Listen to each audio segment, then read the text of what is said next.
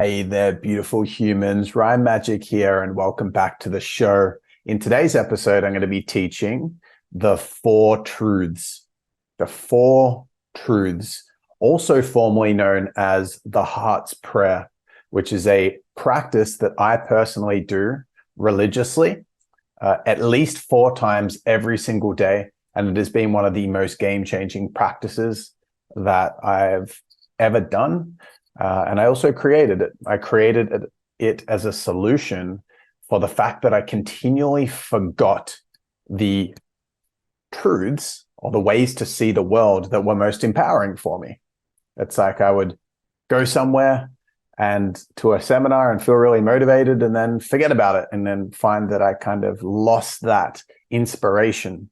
And then I would listen to a cool podcast and then lose the inspiration. I'd read a book and then I'd lose the inspiration. So I was kind of pendulum swinging in and out of feeling really empowered. And this practice for me is a way to maintain empowerment. I'm going to write a book on this as well. And I was thinking of calling it Stay Empowered, because I feel that that's the kind of big problem that I've faced in this space, is that the empowerment comes and goes. And when I'm on, things are fantastic. And then when I forget the truths, the powerful ways of seeing the world that I've learned that make the biggest difference, then I go into a little bit of a downward spiral and until I remember the power. And so this practice for me was a way of amalgamating the most powerful aspects of personal development and spiritual development and success creation, personal growth from the form of material success, all the different layers of personal growth, emotional healing, and all of the stuff, to bring it all together in 4 super simple truths.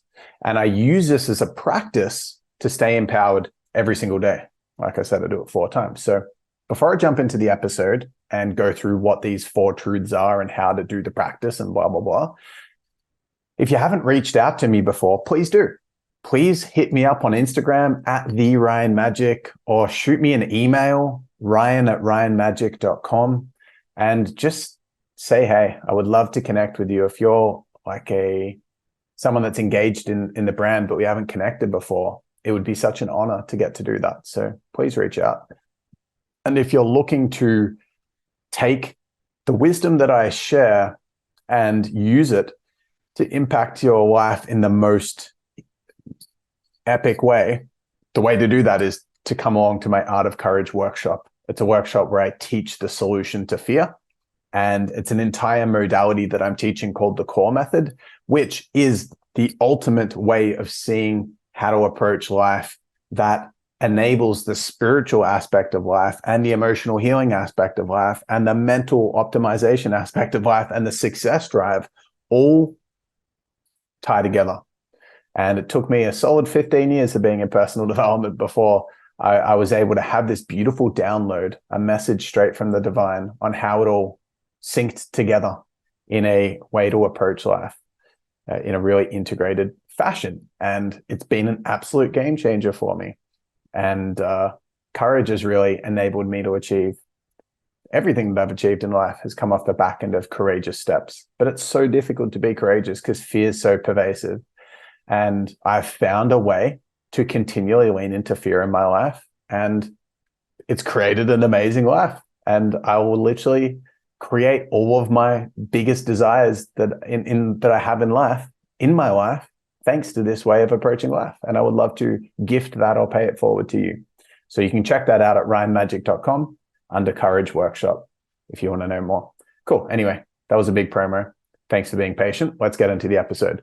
So this practice is the way that I used to language these 4 truths was under the banner of the heart's prayer, and the 4 statements that were framed in gratitude in the heart's prayer were pretty long, and I've just shortened them a lot. So I'm going to be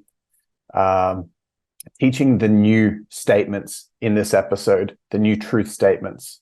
But before I do, just a little bit of pre-framing that I think is really important is, and it really this for me is one of the big game-changing perspective shifts that I've had in my life in general about how do I see personal development. And the way that I see it is that as a human being, we have two aspects to our consciousness. We have the human and we have the being. The human aspect is the animal aspect of us. I call this the head. And the head is survival driven. That's the amygdala part of our brain that literally is wired and to use fear to stop us moving forward into the unknown in life. And the way it does that's through control.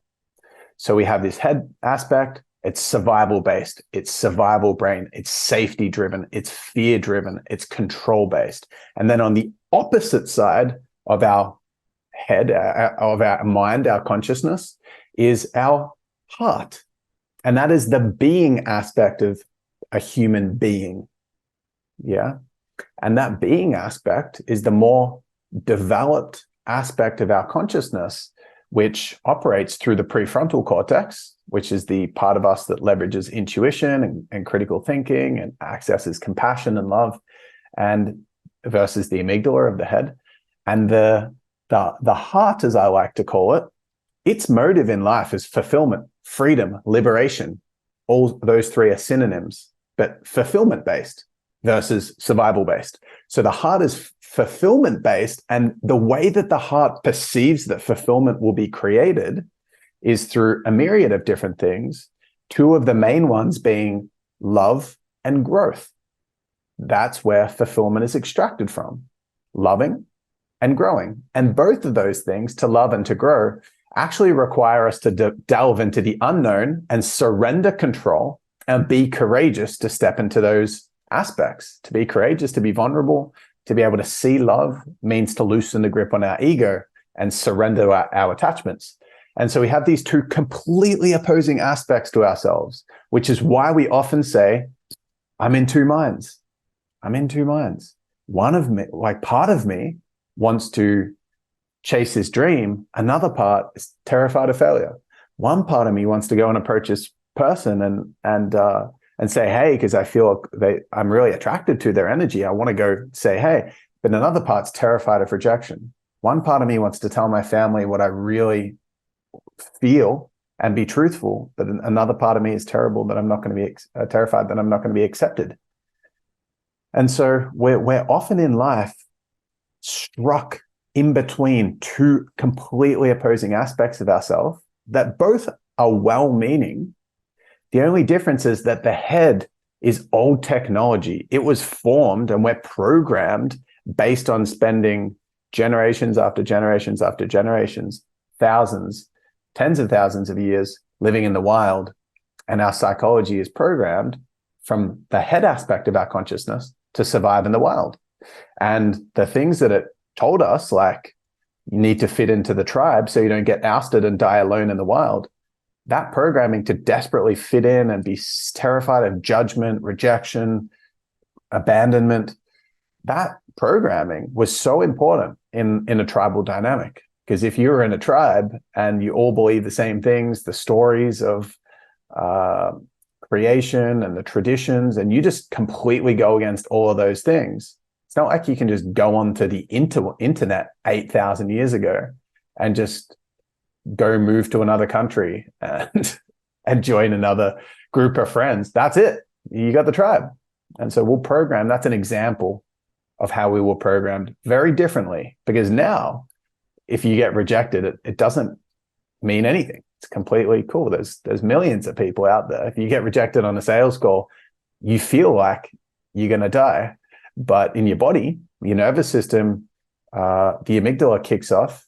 You go into fight or flight, and you feel that fight or flight response where adrenaline and cortisol streams around your body, and the feeling is like, oh my gosh, this is so overwhelming, I'm going to die. But you're not going to die. It's just a rejection on a sales call. I've been rejected hundreds of times on sales calls, and there was not a single threat to my survival at all.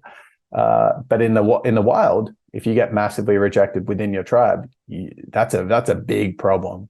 That's a big problem because you depend on that tribe for survival. Whereas in this society, we don't. So anyway, that's one example of how this our head consciousness is irrelevant and outdated in modern society, but nevertheless, it's there and it's dictating most of our decision making.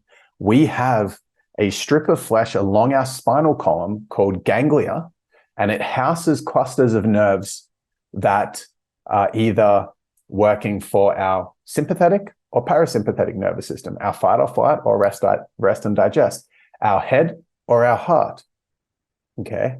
Fight or flight, that's the fear response. That's the head aspect of our consciousness. And the really interesting thing is in this ganglia, the number of nerve clusters that are in your spinal column for the sympathetic, the fight or flight, the fear response, there are 2.5 times more nerve clusters for the sympathetic versus the parasympathetic, which means that the aspect of our consciousness that is most dominant on influencing how we feel in a given moment is literally anatomically wired towards fear, 2.5 times more than we're wired for love. So it makes sense why on a daily basis we are being consistently pulled into disempowerment. Because being in a fear response, as Joe Dispenza would say, is not a place to change. Worrying about survival is not a place for gratitude. Thinking that you might die is not a place for deep love. So we experience fulfillment, which from my perspective is the purpose of life. The way to have our best life, our most fulfilling life, the way to have that is to be in our heart, to be in that heart consciousness where we grow, where we love, where there's fulfillment, freedom, liberation in how we feel. That is fulfillment. And the way that we live our best life is by spending more time in our heart than we do in our head, so that we feel more love and less fear. So our actual experience of life is more gratifying. The way that we do that is by being in our heart. The problem is, because when we're in our heart, by the way, which is driven and motivated to pull us into growth, into the unknown, that's where our dreams lie. That's where romance lies in the sense of vulnerability and connection. That's where courage is required to live in the heart. Courage is required to live in the heart because you need to delve into the unknown to experience that beauty. Another big aspect of what it looks like to be in the heart is to be present in the moment. But to be present in the moment means that you need to transcend distraction, which means letting go of our attachment to the busyness, to our heads, what I call head hypnosis. And all of this pre-framing is for a very specific reason leading to this point for you to understand head hypnosis. So because that head aspect of our consciousness is 2.5 times more pervasive and influential on our state of being than the heart is, the head is like, you're going to die, buddy, go. Whereas our heart is, it's all good, baby. I'm oneness. I'm having a human experience. This is perfect.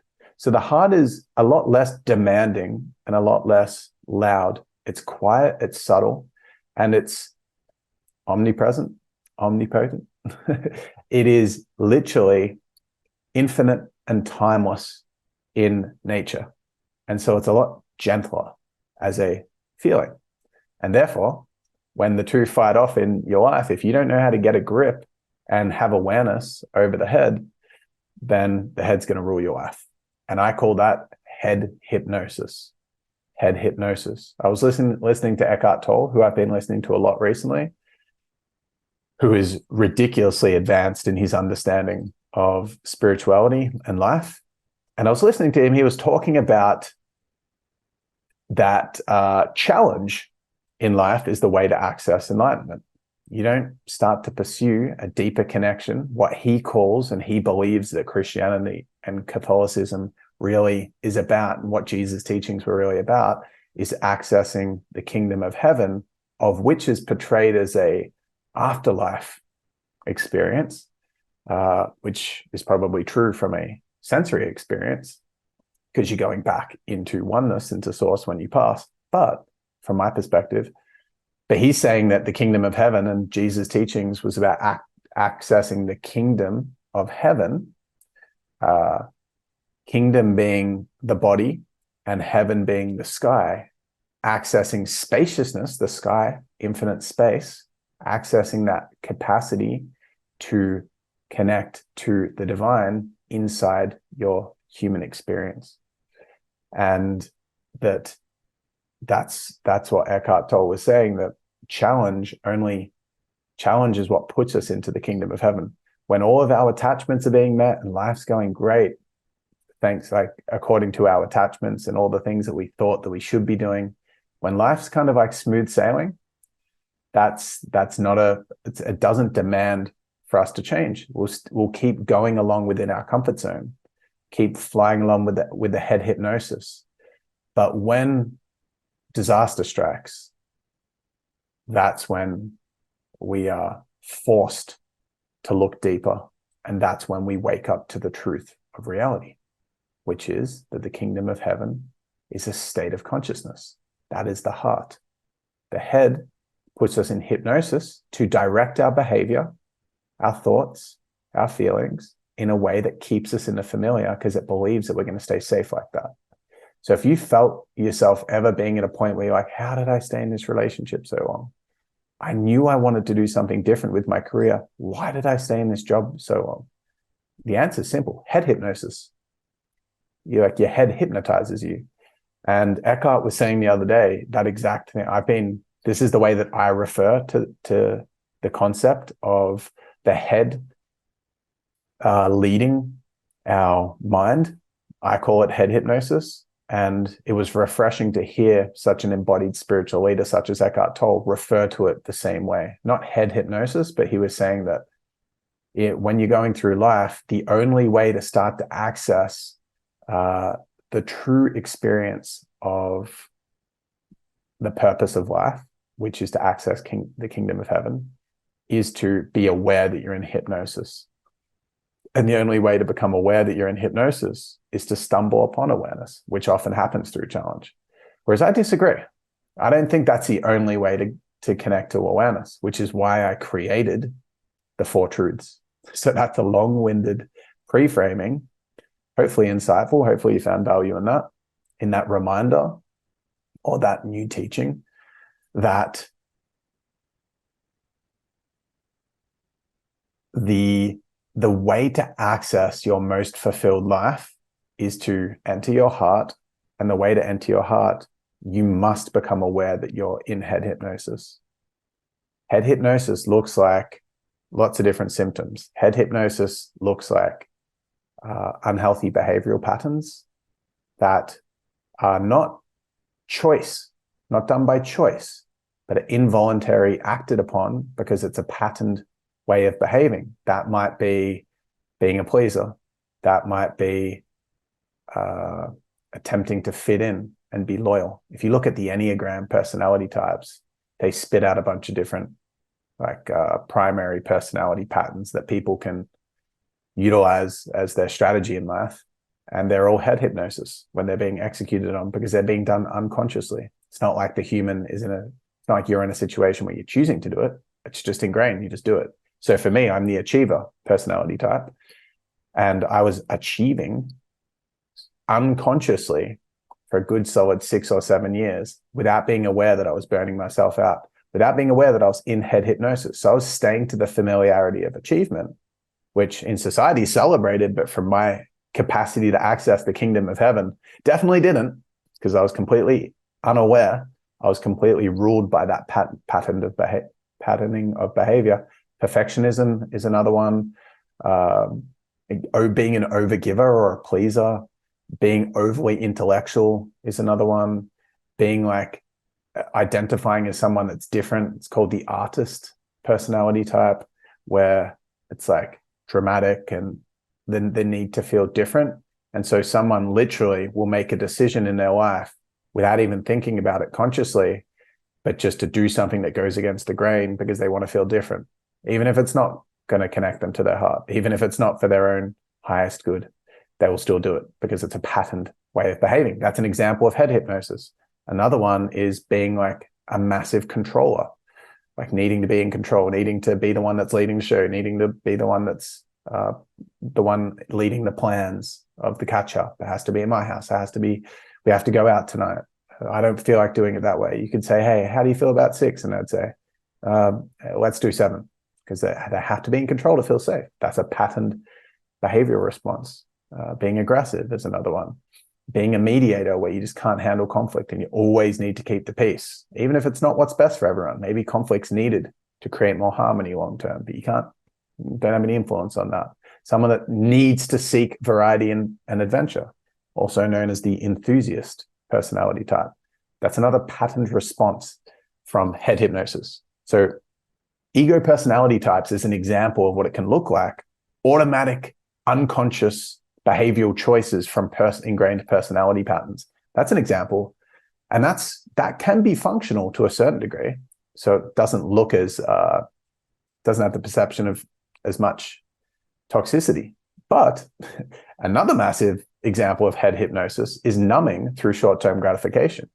And the attempt is to shift the sensory experience back into hypnosis, into control, to avoid feeling and to going into the unknown of vulnerability. And that looks like scrolling on social media. If you're scrolling on social media, procrastinating, avoiding, emotionally eating sugar, having coffee, smoking, watching porn, doing drugs, drinking alcohol. These are all examples, watching Netflix. These are all examples of what I call, or not I call, they're addictions. And those addictions are designed to shift the sensory experience to enable the perpetuation of head hypnosis. So if you notice yourself ever do that, you're like, well, I want to go to the gym. Why aren't I going? Head hypnosis. Well, I want to get out of bed, but why can't I? Head hypnosis. Why do I keep scrolling? Head hypnosis. Why can't I just maintain this healthy lifestyle? Head hypnosis. So head hypnosis is pervasive, all-consuming, and it is one of the most powerful aspects of our consciousness, because what someone will do to survive is pretty much infinite. People will access all of their power to try to stay alive. If you had the chance of dying, you'll do anything in your power to fight to stay alive. Head hypnosis is operating from the perspective that the survival of your humanity is on the line. And so it's not just, that's why you can be like, well, I want to go after this dream, but there's no way I could leave my job. And that force that's keeping you in the job is a matter of life or death. And so it is a strong, influential force. So another key way of head hypnosis is self-sabotage and limiting stories and beliefs. So limiting beliefs and stories, spiraling down into feeling like you're in the pit of your life and you're in this really low time, emotional overwhelm, avoidance, personality patterns, unhealthy behaviors, addictive tendencies. This is all the strategies of head hypnosis. And the reason that I'm saying this is because your fulfillment and you having the best life is based upon being in fulfillment. Fulfillment's based on being in the heart. You can only be inside of your heart, that aspect of your consciousness, if you can get out of head hypnosis. And you can only get out of head hypnosis if you realize that you are in it. That's one of the steps, awareness. And the whole purpose of the 4 truths, this practice that I'm teaching you guys on this episode, which will probably be a girthy one, is the whole purpose is a practice that brings you back into awareness. And that's why I use this practice, because I forget these powerful, empowering truths, and I live as if I've forgotten them in my life unless I repeat them to myself 4+ times per day. And every time I do, I feel phenomenal after I go through this practice. I feel phenomenal. I'm back in my power. I've reclaimed the throne of my decision-making. I've stepped onto the throne as the leader of my life that actually desires fulfillment, liberation, and freedom, the most powerful, empowered aspect of myself. the heart, my heart, I've connected back to that place. And I've taken the head and I've put the head out of the leadership position and then allowed that aspect of my consciousness to just relax. And the more that this happens, the more that the head feels comfortable being out of leadership versus the desperate attempt to stay in the tyrant position of the leader of your life, the leader of your decision-making and behavioral patterns. We want to be in the heart. And this practice will keep you in your heart. This practice will allow you to stay empowered. The 4 truths, the 4 truths. So I'm going to go through each one of the 4 truths. I am going to pre-frame that I'm not going to do them justice in this. You'll definitely get and understand them, but the full way to extract the goodness from this, because this practice I designed as a way of having students that go through my entire life's work and body of work through my 3-day workshop. This practice is designed for them to take with them. And when they say truth number 1, it pulls their awareness of the tools and practices that I teach within that workshop back into their consciousness. So it's like, this is it's the amalgamation. It's the bringing together of everything that I teach into 4 statements that are so simple. They're so simple. And me teaching these 4 truths to you right now is probably not going to be enlightening to you. It's going to be a reminder to you. You're going to be remembering things. And that's the power of this practice. It's not learning this for the first time. It's remembering this, because the liability here is the pervasiveness and the power of head hypnosis. That's the liability. And this practice is the solution to that liability. The purpose of this is to continually bring you back into awareness, remembering these simple but ridiculously empowering and powerful truths so that you are back in the leadership position of your life. That's the purpose of this. So anyway, let's go through this. And I highly recommend taking notes. You're probably listening to this on the go. And that's okay. You can listen to this, but I highly recommend it coming back to this and doing your best to just say, stuff it. I'm going to have a crack at implementing this as a practice 4 times a day. So the first truth is, I deserve my true desires. That's the first truth. I deserve my true desires. That's the first truth. I deserve my true desires. So what that means is that you are worthy, you are enough of everything that your heart truly desires.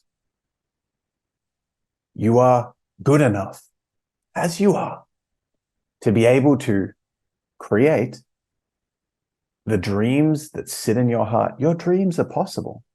Your dreams are possible. They are not only possible, they are probable. In fact, they're guaranteed if they're your true desires. So let me define true, because that's the key word in this. There's a simple but powerful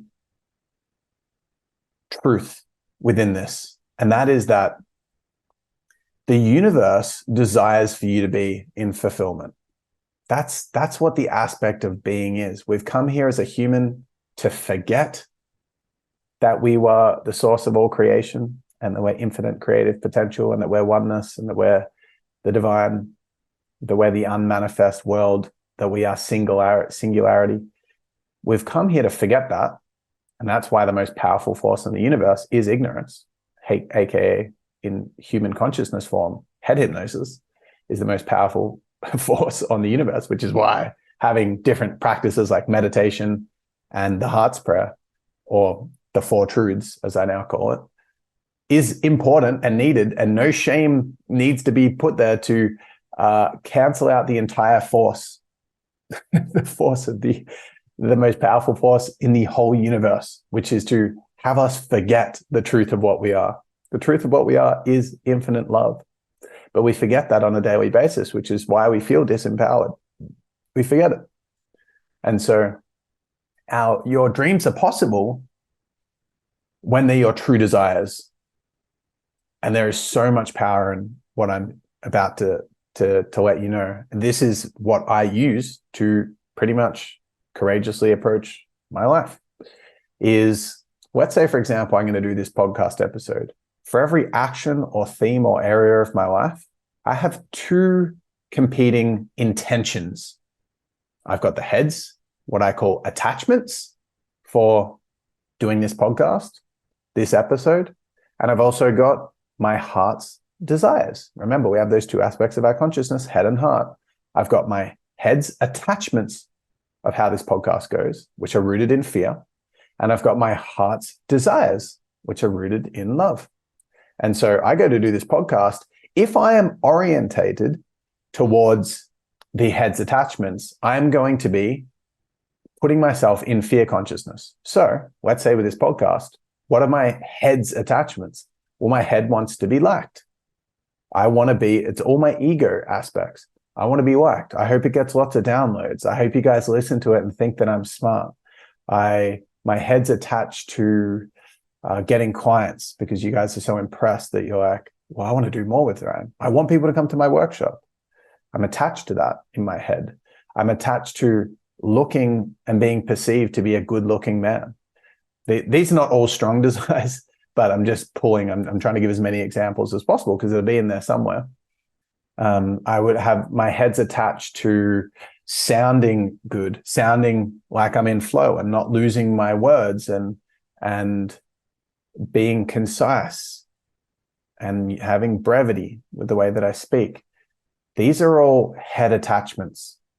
And even just saying them out loud on this, I noticed my body contract. I started to feel a little bit nervous that I was going to lose where I was going and lose my words because that's what I was focusing on.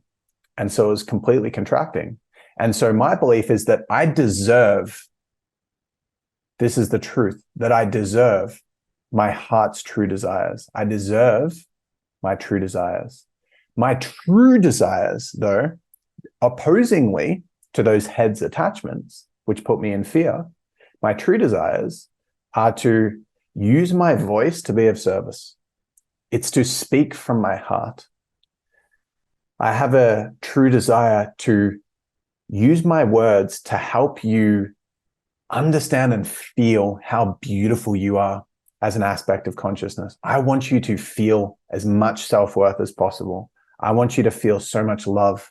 I want you to be able to connect to your heart. I want to help unlock your dreams by teaching you how to navigate fear and be courageous. I really do. And that is why I teach this stuff. That's why I'm running this podcast right now, because I can make a lot of money business coaching people. So easy for me. Made over $10 million doing it. I can keep doing it. Did it last year, made $100,000 in a week. I'm not doing that though, because that's my head's attachment to feeling good enough by making enough money that I will be seen as a successful person in society. My heart's desire is to speak love and use it to be of service. And so as I'm going through all of that, I'm already feeling so much more connected to my heart. I'm feeling so much more courageous because the word courage comes from the Latin root word cor. If you haven't heard me say that before, I'm going to keep saying it, which means heart. So cor means heart. So to be courageous means to be in love. And when we connect to our true desires, it makes the action that we're desiring to do from both our head and our heart, but it makes the implementation so much easier. And this truth is designed to remind you that you are worth it. You deserve the heart's desires. But guess what? You don't deserve your head's attachments, because playing life from that aspect of your consciousness only leads to suffering. It presupposes lack. It presupposes lack. If I jump on this and I'm like, well, I need people to like me, it presupposes that I'm not lovable. So the moment I access that aspect of my consciousness, I'm already feeling less than full. And the purpose of life is to feel filled, to feel full. And so whenever we're attached to something, it's because we don't actually feel that our life and who we are in life and where we are in life is good enough. It presupposes lack.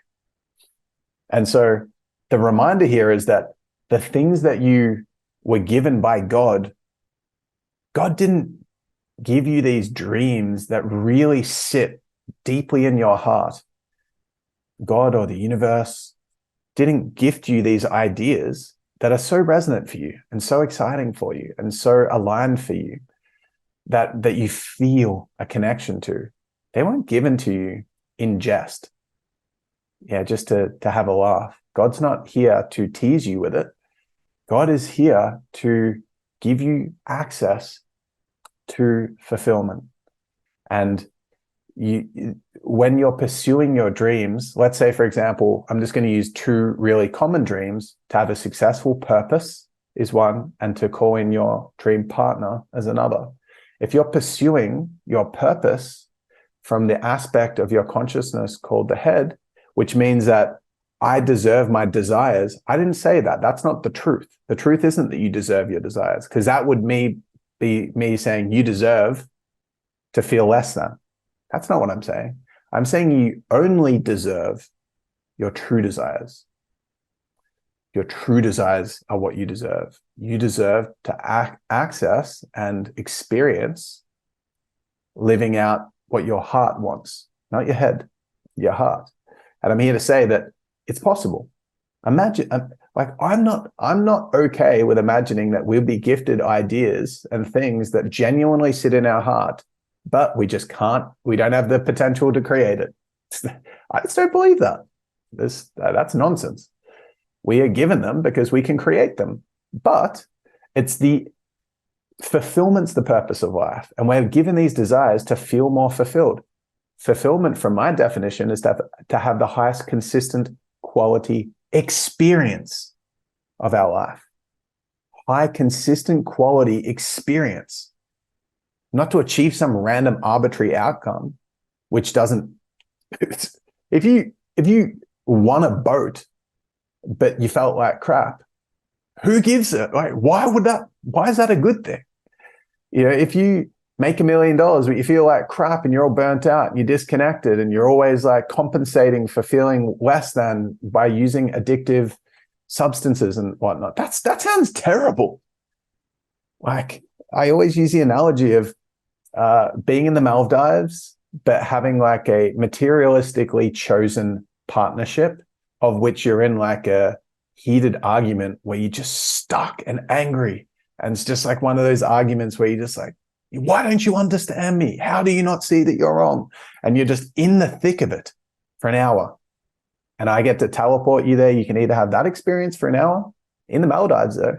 Yeah, it's like, we love that in society, the Maldives.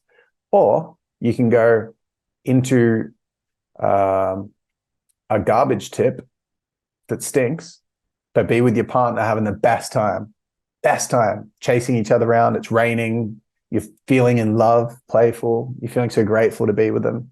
And you get to do that for an hour. What would you prefer? I've had some people say the Maldives. I think that's ridiculous. You know, I would love to have the experience of being in love in the Maldives, sure. But if I had to choose between those two, I would choose the experience because I'd be fully in the present moment, loving it, in fulfillment.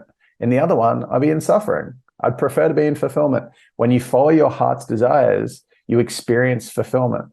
When you're stuck on your head's attachments, you experience suffering. Because just by being attached in principle, you're already feeling less than.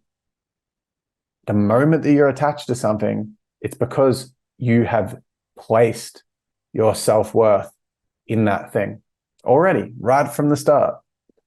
Super dysfunctional, super ungrateful. Like, it's that the truth. The first truth is, I deserve my true desires. You don't deserve your head's attachments. You deserve your heart's desires. You deserve your true desires. So what that does for me when I say that is it reminds me that the things that I really care about in life, I've got access to. So when I say this truth midway through the day, if I've just had an argument with my partner and I had a head attachment of being right in that argument, and being like, oh, because for me, my dysfunctional psychology around partnership is very judgmental. I step into judgment because it creates distance for me that makes me feel safe from the fear of being rejected in intimacy, right? Kind of sharing some vulnerabilities here. So what would go through my head, being in my head's attachment, is like, can't believe I'm with someone that's like this. This person doesn't know how to communicate well. Should be with someone that, and it's even hard for me to say this because I still hold shame around this, but I'd be like in the idea of feeling like I'm better than this person, and all this really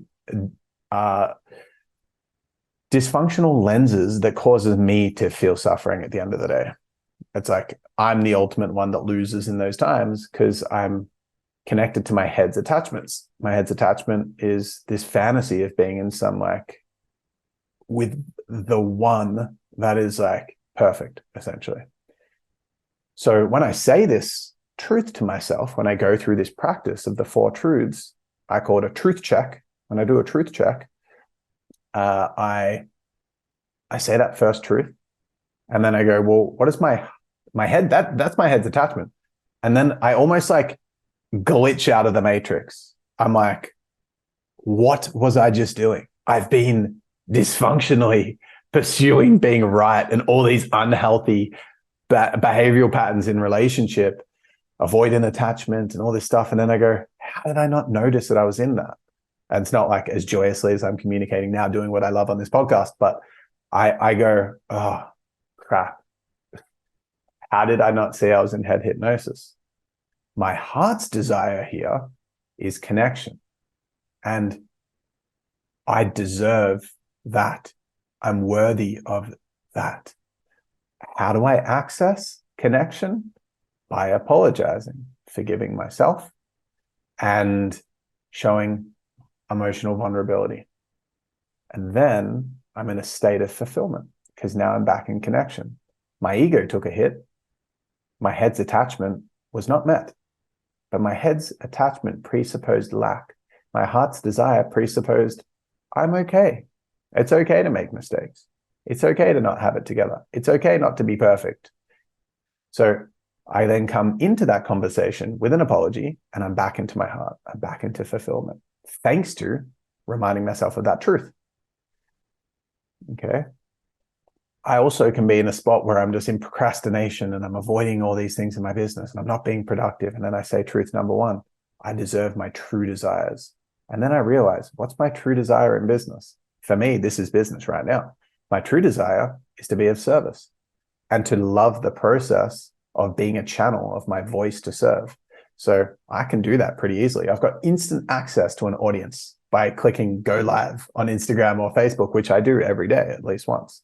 So that is instant teleportation to my heart's truest desires. My head's attachment in that moment that was causing procrastination was, I'm not doing well enough. I'm attached to being further ahead.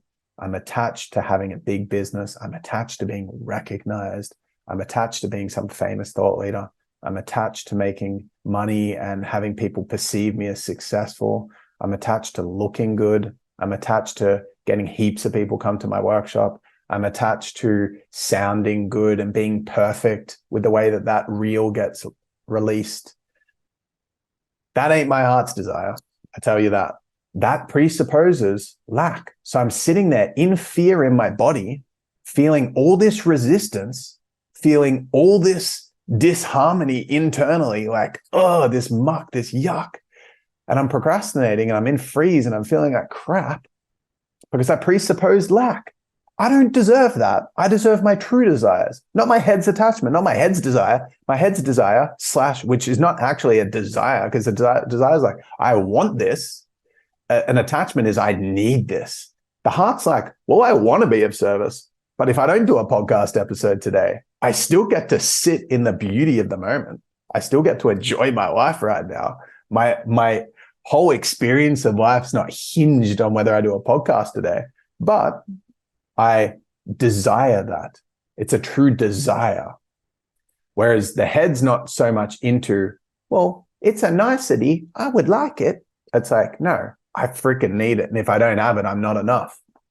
So this first truth reminds me of this. It's simple. It is so potently valuable.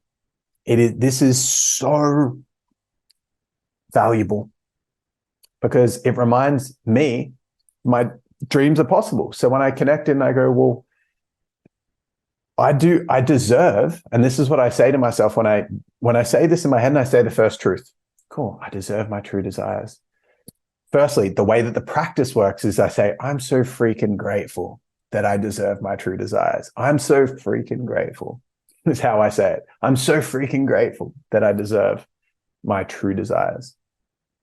And then I say, I'm so freaking grateful that I deserve to use my voice to be of service. I'm so grateful that I deserve to connect in my relationship. I'm so grateful that I deserve to support people, to know how valuable they are. I'm so freaking grateful that I deserve to see people deeply and allow them to know the truth of how beautiful and perfect they are. I'm so freaking grateful that I deserve to do podcast episodes and have an absolute blast doing it and be a channel for wisdom. I'm so grateful that I get to do that. And it brings me back. They're all heart desires. And the funny thing is that heart desires usually aren't that delayed. Like you could have the desire, or I have the desire to speak on stage in front of like 3,000 people at Melbourne Convention Center, being interviewed by someone and then doing Q&A to the audience and sharing wisdom on stage. That would be really cool. But guess what? Fulfillment, what I experience in my body, I'm accessing that right now. Sure, I'd like to have that, but I'm not attached to that. I don't need that. Because today I'm doing this podcast, putting in me my heart's desires. I'm feeling pretty connected to my heart right now doing this. And it's going to be similar when I'm on stage in front of 3,000 people, if the universe so chooses to put me there. Like I believe that I probably will because it feels like a genuine desire, but I really feel like if I can't love the being a flow and a channel of wisdom on this podcast episode, how on earth am I going to access fulfillment being on stage? But I feel all validated and all worthy. I'm so good. I'm better than all you guys. I'm up on stage. Like that's going to feel very fulfilling. Yeah, if I was coming from that head's attachment perspective. No. See, I deserve my true desires, and my true desires being met now in this moment, exactly right now, doing this. So if you are a coach or if you have a dream, you probably can access the true desires you have within that dream pretty easily. So let's say you want to be a famous singer, yeah, and you want to sing for a living. What's the true desire there? The head's attachment is everyone likes me, I got millions of followers, I'm super rich, blah, blah, blah. All vanity, all attachments, because when I'm famous, when everyone likes me, when I have millions of followers, when I'm super rich, then I'm going to be worthy of love. So presupposing lack, that is a need, that's an attachment from your head, from fear that I'm not enough. The heart desire though, for that pursuit is I want to touch people and make people feel love through my voice. That is the true desire, most likely, one of them. Another true desire is I want to fully express myself. I want to feel fully expressed. I just want to sing and move and dance, put myself out there, go like feel what it feels like to be fully expressed. Well, guess what? You can use your voice to be of service and be fully expressed by singing for your partner right now. You can busk right now. You can just walk into the street and start singing. You can do that. If that's your heart's truest desire, you can access that fulfillment today. And guess what? Especially for people who are on the spiritual path, you are going to be granted so much more external success when you don't need it. Because the universe is going to teach you to love yourself unconditionally by withholding energetically the things that you're attached to. So if you're attached to being some famous celebrity and you need that, the universe is not just going to give it to you, unless the universe wants to really show you it's going to make you less happy, and that's what you need in order to break. The universe will break people sometimes by giving them what they want, and then they feel the suffering of still feeling crap. And sometimes the universe will break people by not giving them what they want to the point where they have to surrender. So it doesn't really matter which way you go. the purpose of life is fulfillment, and you get to experience the full upgraded version of living by connecting to fulfillment, whichever path you have. Doesn't really matter. You still get to experience fulfillment. It's not like Oprah. I've been saying this recently, and I love this example. It's not like Oprah is got some upgraded body that's different to yours. Like, she's not just a normal 1.0 human. She gets to feel these different things that are better than what you get to feel. She doesn't have an amygdala anymore, fear center. She's just like Oprah. She's just like better. She has better feelings in her body. And it's not like you in the future, when you're successful, have a different body. You're still a human. You're still in the human experience. Like, let this land. You still have ears, eyes, all the same organs. You feel the same shit. I'm not saying your emotions are equivalent or exactly the same as someone else's, but it's not like someone else, just because they're further ahead, has the capacity to feel way better. The vehicle's the same. The vessel's the same. The body's the same. The emotions, you still have this body, the capacity to feel the same emotions.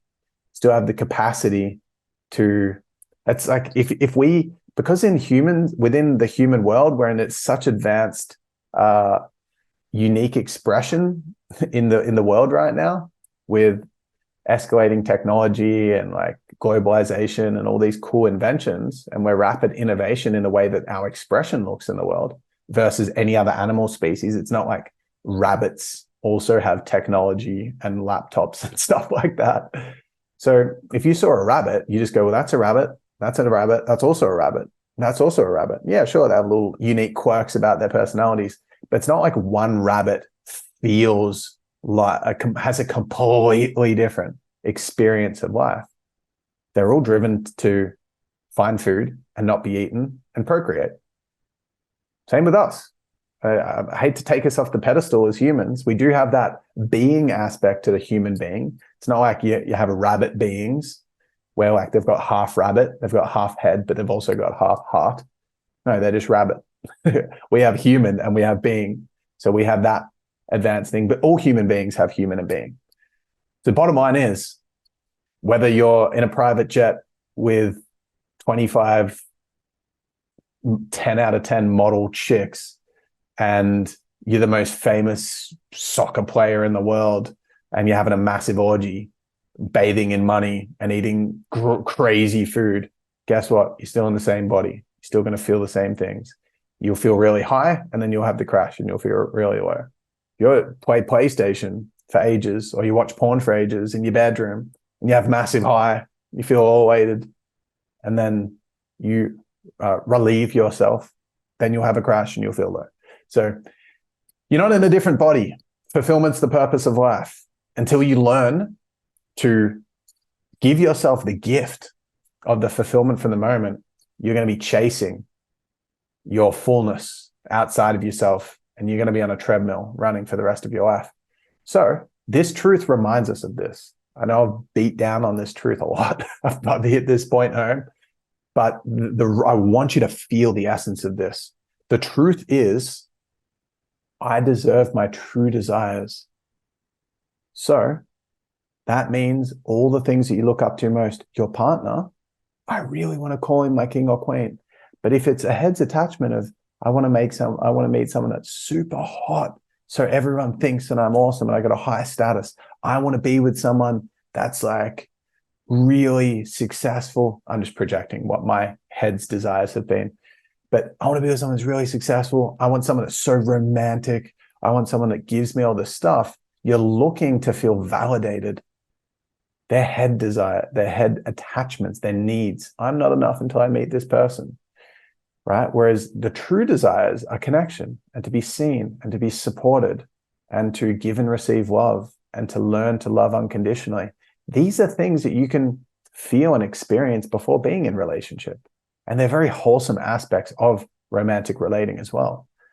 So when you're connected to your true desires, you can have them. And you might be missing your soulmate who's right in front of you.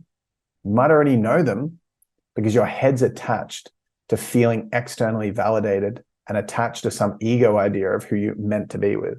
And you're missing the opportunity for what your heart really wants because you're tripping up on what your head's attached to. So you don't deserve your head's attachments. You deserve your heart's desires. You deserve your true desires. I deserve my true desires. My true desires. Head's attachments, they're not true desires. They're fake desires. They're attachments. They presuppose lack. Cool. Done. Point. Truth number one, done. Very valuable to connect into that. You say that I deserve my true desires. And in that moment, when you say that, you get to connect to your dreams, connect to the things that you want most, and connect to the heart's desires within that beautiful vision that you have. And you get to become aware of the head attachments and go, I ain't in it for that. And then you'll prioritize more wholesome behaviors and actions towards it. And you'll probably have access to those desires pretty quickly in purpose, in love, in life. Whew. That felt awesome to teach. Okay, just saying that. Anyway, let's go to truth number two. We're one in.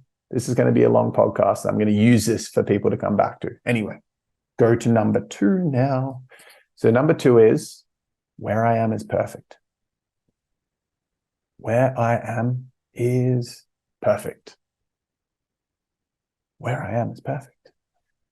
Very difficult to accept this at sometimes. And it's more difficult to accept when we're in the thick of losing a massive attachment or not feeling the pain of not having a massive attachment. Where I am is perfect. It is literally perfect. Where you are is perfect. And the beauty within this, the way to pull the juice, the gift from this truth is to feel in your body, to land in this moment, knowing that on the timeline of all the different areas of your life, the dot that marks where you are right now on that timeline, on that journey, is literally God's perfection. It is the most divinely perfect thing ever, down to the hair follicle on your head. It's exactly as it's meant to be, down to the pimple on your face that's causing you concern. The fact that you just lost your job. Bear with me on this next one because it's bigger trigger alert.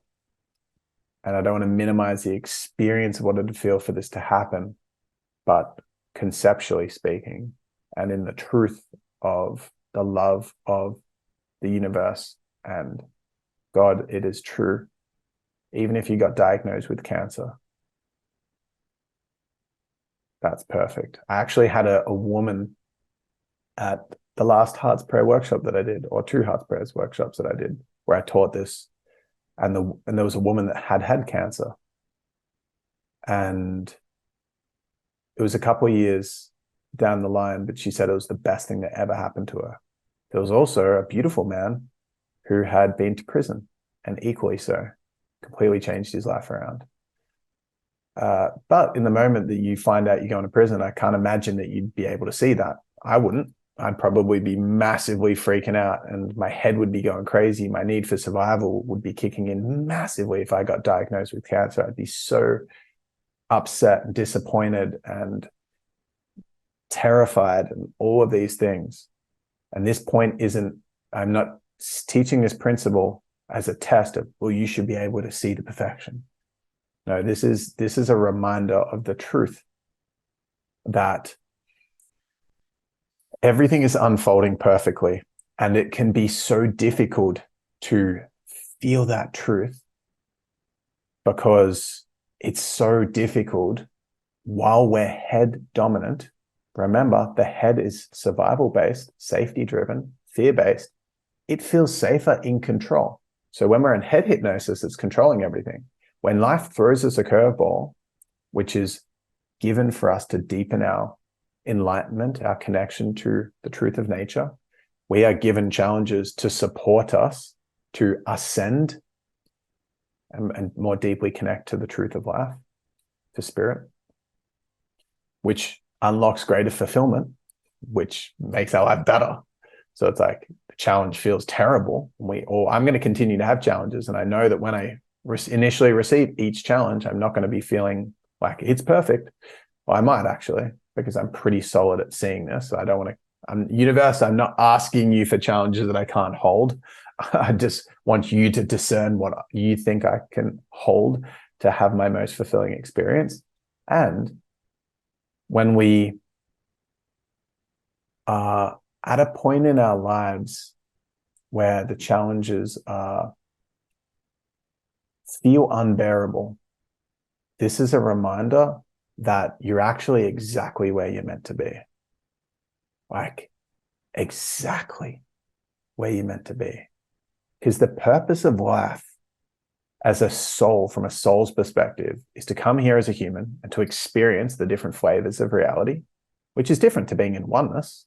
In the unmanifest, we're in the manifest. In order for things to manifest, we need ignorance. We need separation between things to be able to distinguish the different parts of singularity, of oneness. This is truth. There's a pen and there's me. So I get to experience the pen in the manifest world because there's separation between myself and the pen. If the universe, I just picked up a pen for those listening, in the universe, because you can watch these on YouTube as well. Every episode gets uploaded to YouTube. So if you're a visual person, you like to see, I'm talking into like a screen right now, into a camera, and it's a solid backdrop. So check it out. But I'm holding a pen, and the pen's separate to me, so I get to experience the pen. But if I was in oneness, me and the pen would be one, me and everything would be one. And so I feel what it feels like to be completely full, but I can't distinguish that experience. I am love, but I don't know what it feels like to feel love because I am love. I don't know what it feels like to feel pain because I am everything. So we come into, this is my belief system and what I've learned through all the spiritual teachings that I've done. And I've spent probably 60 days, full days in retreat, learning about spiritual wisdom, ancient yogic wisdom. And I've validated it through my own experience. So we come here to experience separation because it creates an experience. I get to understand the pen, these different molecules and atoms formed in this manifest way. I get to experience that as a separate thing, which creates an experience that's cool. That's pretty cool. Like, I'm just picking up and putting down the pen. If I was just oneness and I came here and it's like, hey, you get to go into a simulation where you get to like pick up some object and feel what that feels like. I'd rather do this than be dead. It's pretty cool. But in the point of ignorance, from our animal mind, survival brain, it blocks us from that truth. So we are perfection. Everything is perfect. The purpose of life is to experience separation and then feel what it feels like to come back together off the back end of separation, but also to evolve. So whether you're homeless right now with 50K in debt and 50K in debt, you still get to experience as a human being with the same body that a super rich finance broker would have, or a famous architect who's rich in some mansion. He or she are in their body, human body, same as what you have. And they're there attempting to find fulfillment in their moment while you're homeless trying to find fulfillment in your moment. You can evolve, they can evolve. Therefore, you're both in the human experience and you're both going to experience different things. This is why kids in Africa, as a generalization, can be happier. And people often come back from doing charity work saying they were so much happier than we in the Western world are, but we're feeling sympathy for them. Like there's something wrong with their situation because we're projecting our fear of being in their situation. But they're actually experiencing probably more fulfillment than the average person in the Western world. Because guess what? Fulfillment doesn't come from being rich. It comes from the experience and evolution of our soul on our journey as human beings. So everything is perfect. And it's such a powerful position to feel that. The essence of this second truth is to feel in your body somatically, holy crap, this is exactly where I'm meant to be. Where I am is perfect. It's such an empowering perspective to have, because the person that's like, oh, this sucks. I've been trying so long to break through. Why am I here? Why is life going like this to me?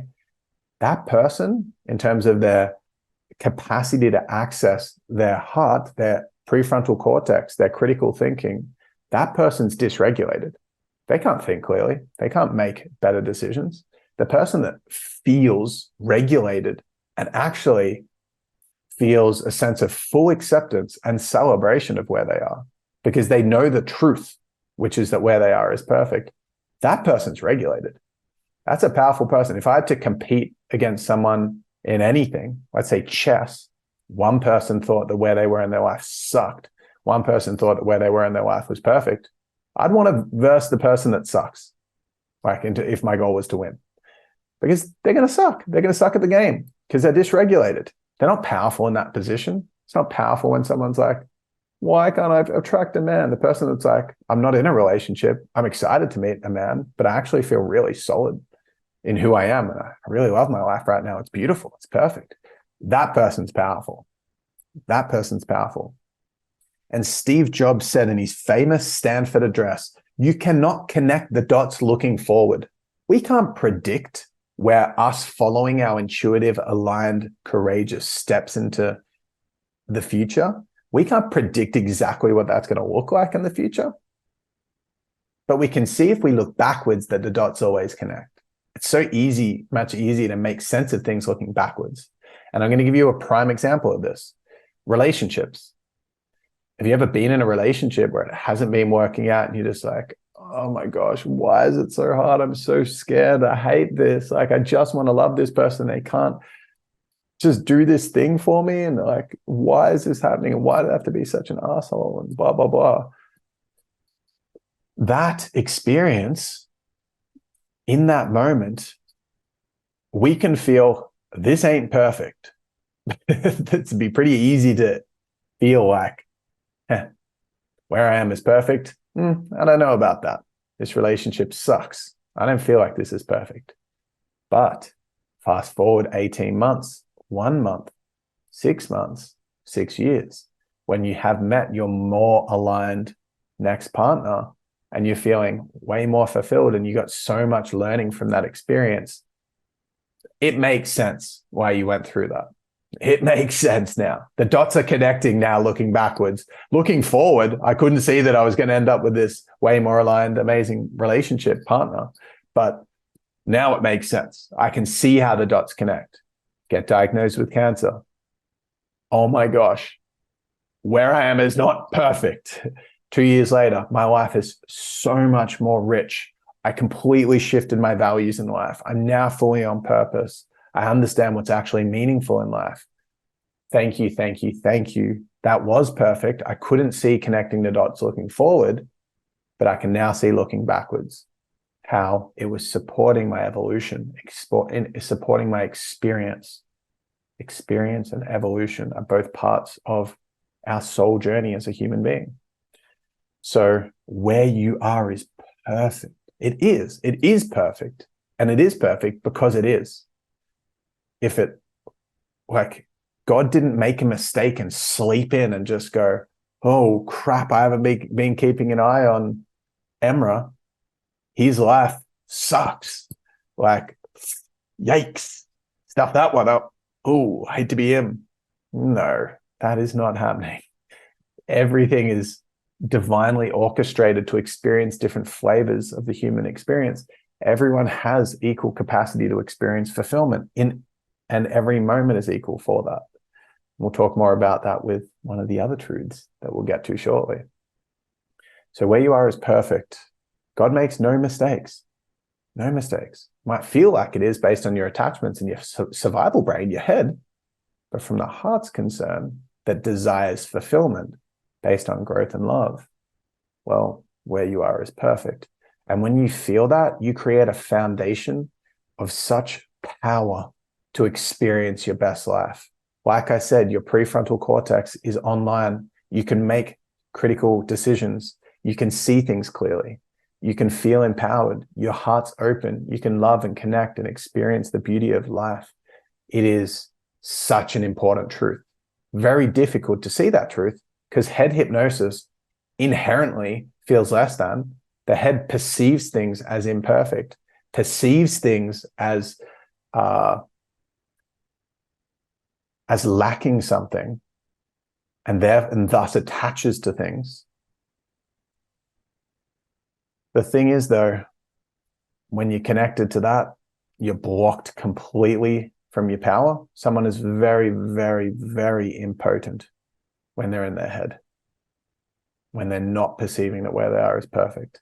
And when someone perceives that where they are is perfect, no matter what's going on, the content doesn't matter. Every moment is perfect, no matter what the content is. And if you can feel that, you unlock a somatic experience in your body that just feels beautiful. And from that beauty comes all of your power and all of your fulfillment.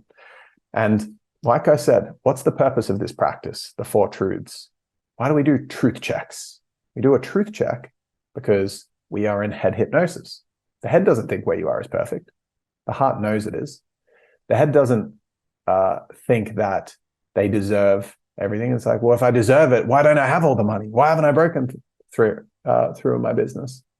Huh?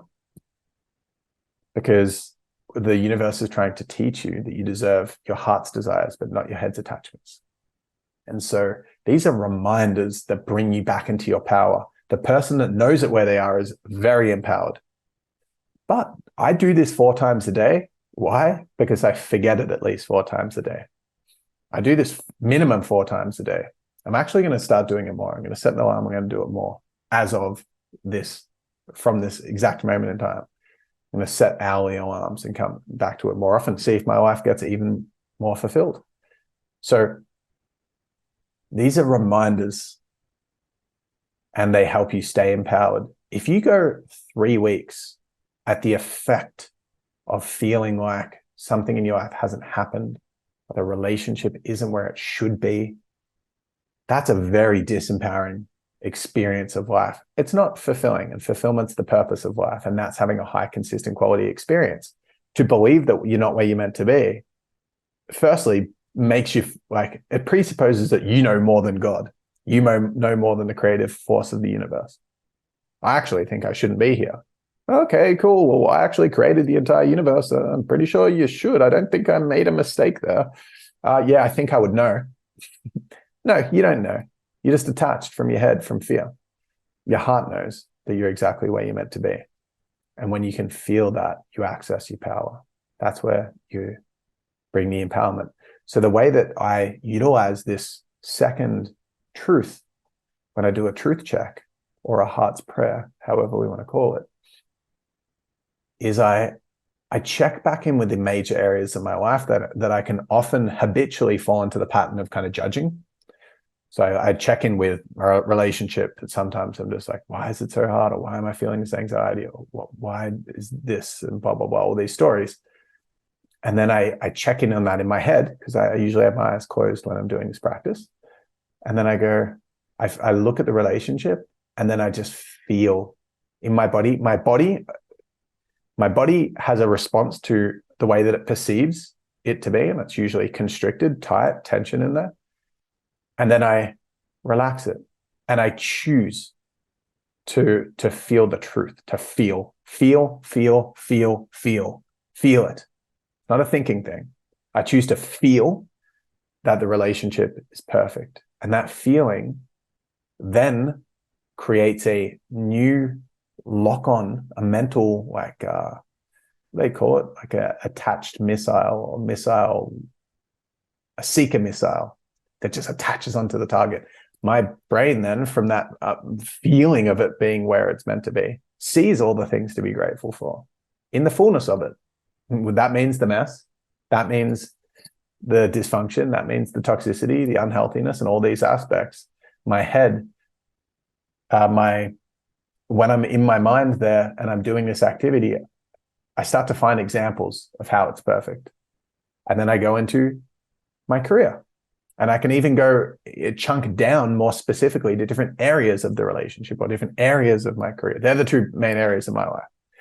Or where I'm living, and I can feel the perfection for where I'm living. So what I do with this second one, first, what I used to do is I used to just have a macro overall feeling of I'm exactly where I'm meant to be in my life, holistically. Right now, where I am is perfect. And I used to feel that. Whereas now what I'm doing is I'm going a little bit more nuanced.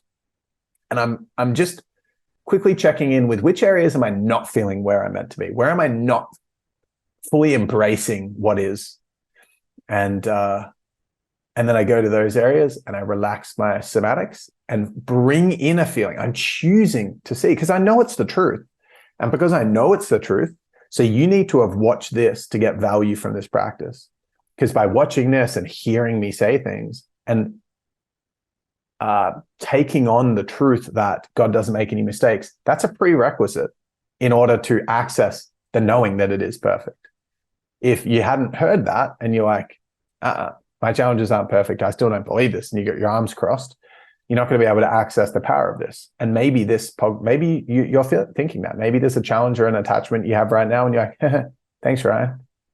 Not feeling this. Not believing this one. First one sounded nice. Don't like this truth. And that's okay if that's where you are.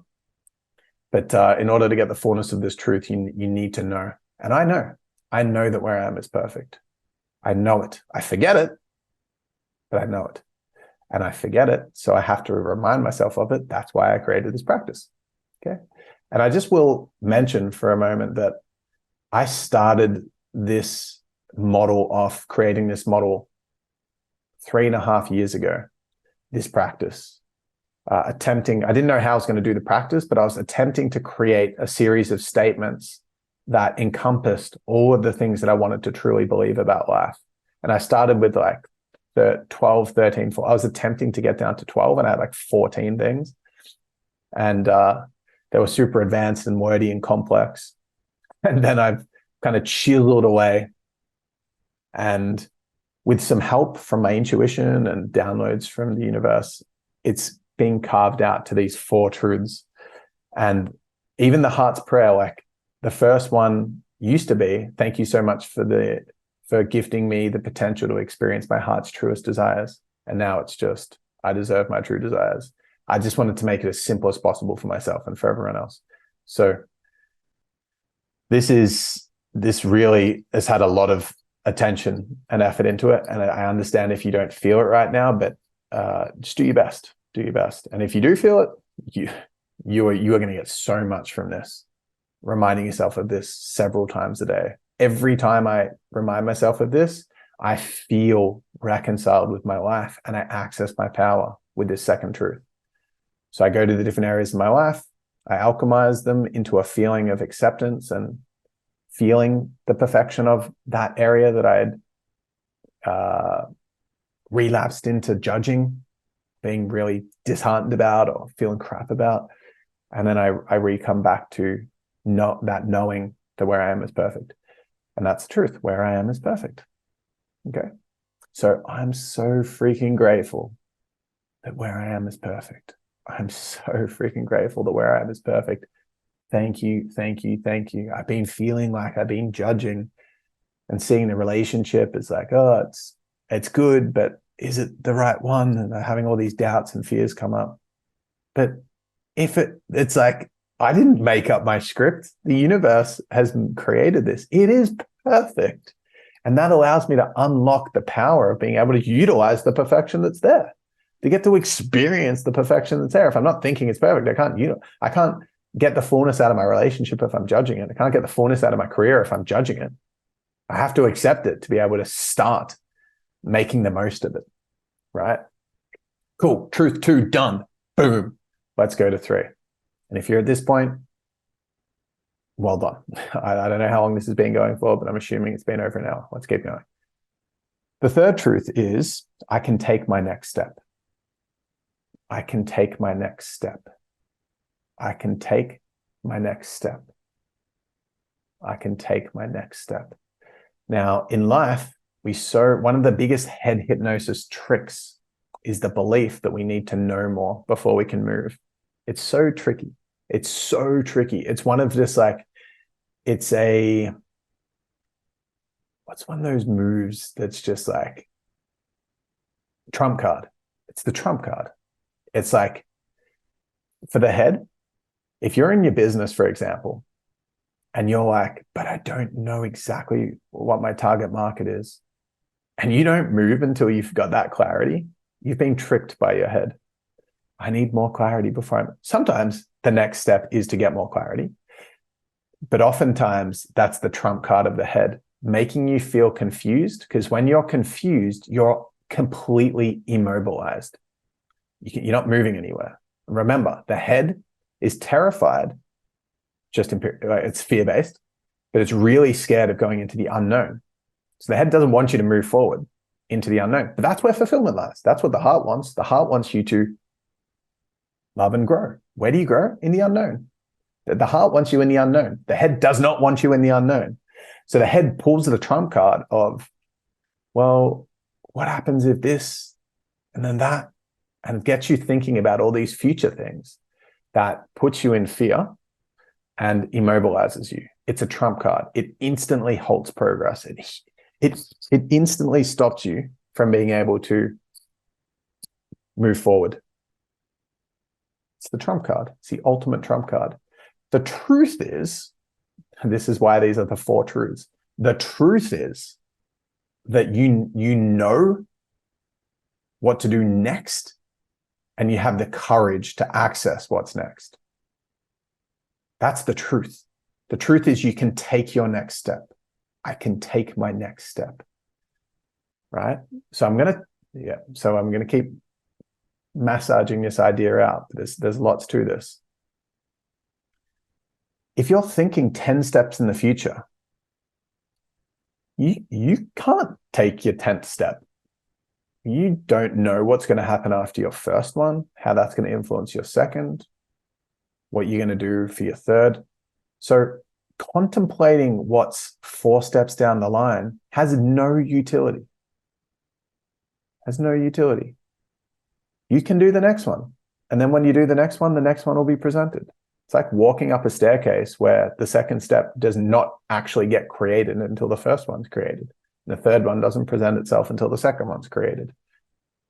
And this is, how obvious is this? Like, just think about how simple this is. I can take my next step. Yeah, duh, I know that. You know that. It's not like this is a revolutionary thing, but you forget it because the trump card, head hypnosis is so influential. It is such a trap, and it's so all-consuming that it uses beliefs and stories, like the story of, but I don't yet know exactly X, Y, or Z. That's a story. It's head hypnosis. It's tricked you. It's a trump card. It's played the trump card, and now you're not moving, right? But your fulfillment lies on the journey of the next step and beyond. Like, that's how you get your cool experience, and that's how you create your heart's desires. For me to have I'll give you an example for me. I often, on the earlier stages of I've been on a specific journey for like 5 or 6, let's say 6 years since I shut down my previous business of spirituality and emotional healing, and it completely changed the way that I wanted to serve in the world. So I was kind of like I've been learning to get back into business. I'm doing it now with this podcast, but for ages I was immobilized, and my head was playing the trump card of, well, what's the point of you launching a $1,500 workshop, which is how much my Art of Courage workshop is, which is so cheap compared to other offers that I've had. What's the point of running an Art of Courage workshop, putting effort in for like 6 weeks to have like 10 people there, making 15 grand? Ooh, 15 grand. That's what my head says. 15 grand. I used to make like up to $1 million a month selling $20,000 workshops easily and getting finance approved. 50% of my clients paid me upfront through finance. So I would have make a few $100,000 a month easily. And there's weeks where I've made $240,000 myself cold calling. I'm going to spend 6 weeks to make 15 grand. This is the story of the head. So my head felt this feeling like, what's the point? Yeah, sure, you might get to a point in the future where your achievement matches what you used to do. But what's the point? You're going to look like a loser anyway. Even if you do your best effort here, you're still going to pull up so much shorter than where you used to be. Can't believe you stopped doing that. What a loser, right? It's a trump card. Then I go to, instead of because that's under the presupposition that the purpose of life is success or outcomes, and the attachments are ruling my decision-making and behaviors. That's presupposing that the purpose of life is to have some sizable business. It's not. The purpose of life is fulfillment. When I do this right now, like, I'm not going to make any money from this podcast episode. I love it. I'm having the best time. I'm doing what I love right now. And so who's more successful? Stubborn, tyrannical, achiever version of myself that's like massively competing and comparing and feeling constantly dissatisfied where I and other people are in their business journey, or getting to experience the highest consistent quality experience of my life, have the most fulfilling life. I don't know. You get to choose. I've made my choice. I know I can rebuild that old business if I want. You know, like I said, I made $100,000 in a week last year. Didn't change my fulfillment. It's just an outcome. Doesn't mean that in the moment I'm feeling like a beautiful state of fulfillment. It's just an arbitrary external thing. Like being in a room with a Lamborghini doesn't change my nervous system. My nervous system's not like I can experience better stuff now.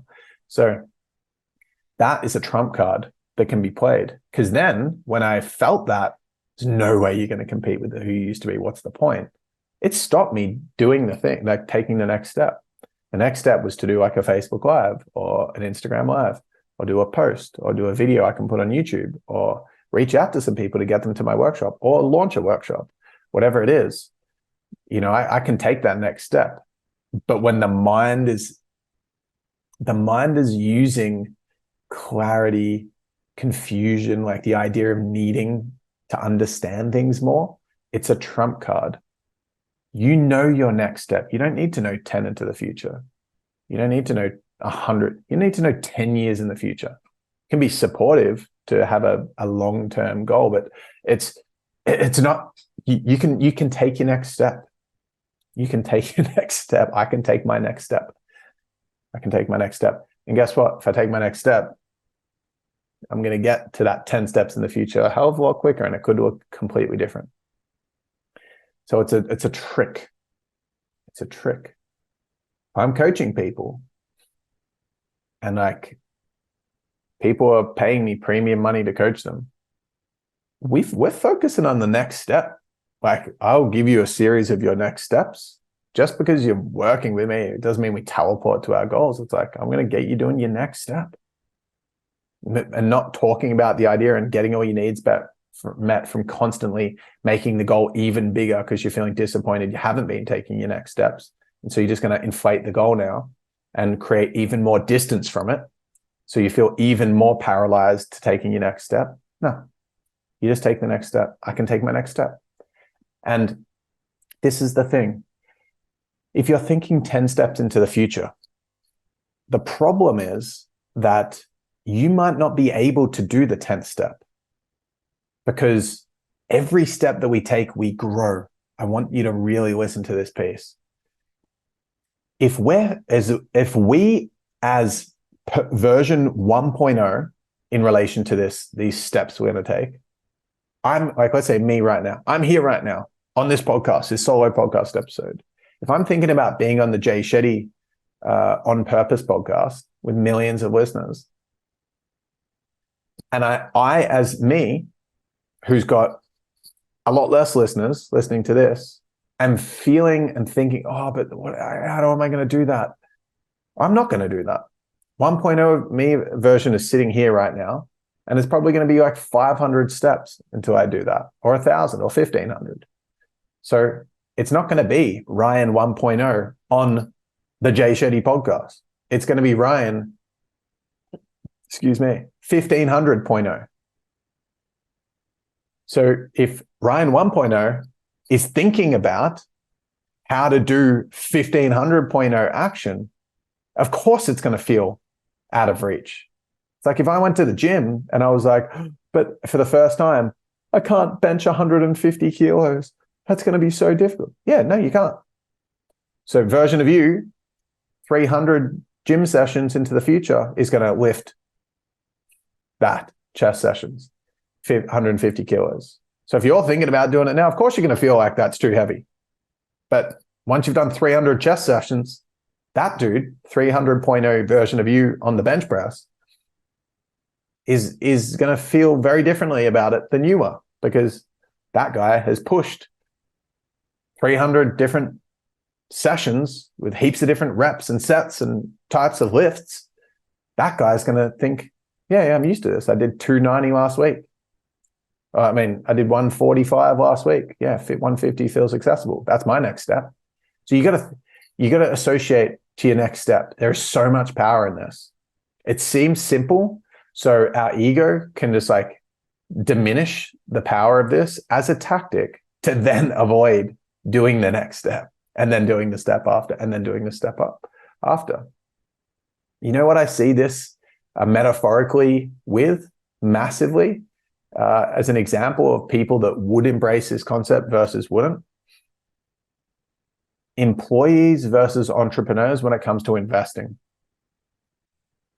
Entrepreneurs often think, and I used to think this, what's the point of saving $100 a week when I'm going to be making $20,000 a week? It's just a waste of time. I'm just going to concentrate on making heaps of money. And when I have all that money, I'm going to invest. Whereas the employee is like, no, I'm just going to do the next thing. I'm going to actually start getting good at the process at $100 a week, saving that money. 10 years down the line, employee has got a $350,000 investment portfolio, or like $700,000 investment portfolio, because 4 years in, they put a deposit on the house. It appreciated in value. They borrowed against the equity. They got another one which appreciated in value, and they have $700,000. The entrepreneur, unexpected loss in the business, has $200,000 or whatever it is. It is a naive and immature approach to devalue the next step in substitute for some inflated fantasy of the future. It's a real immature piece. And so I can take my next step is so important to remember. So when you do this 4 times a day, you're constantly reminded of this and not avoiding doing the next step, staying in freeze and procrastinating from doing the next step, or trying to even figure out what it is, just avoiding and thinking and planning and doing scrolling and all the things. You just go, I can take my next step. Well, what is it? Tune in and do it. And you'll progress 100 times faster over the next 10 years.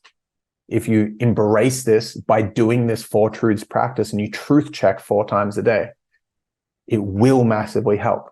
Now that I've pre-framed all of that stuff, let me make something very clear. The reason I said I can take my next step and not next action is because taking action is not always the next step. In my opinion, there are 3 bridges. I call them the 3 bridges, 3 ways we can step into fulfillment at any moment. And it's not always execution. That's one way. And the 3 ways are, and these are the 3 purposes of kind of like what it looks like to be living a fulfilled life. You can be creating, you can be celebrating, or you can be elevating. And if you do all 3, you'll be salivating. You'll be creating is masculine. It's execution. It's action.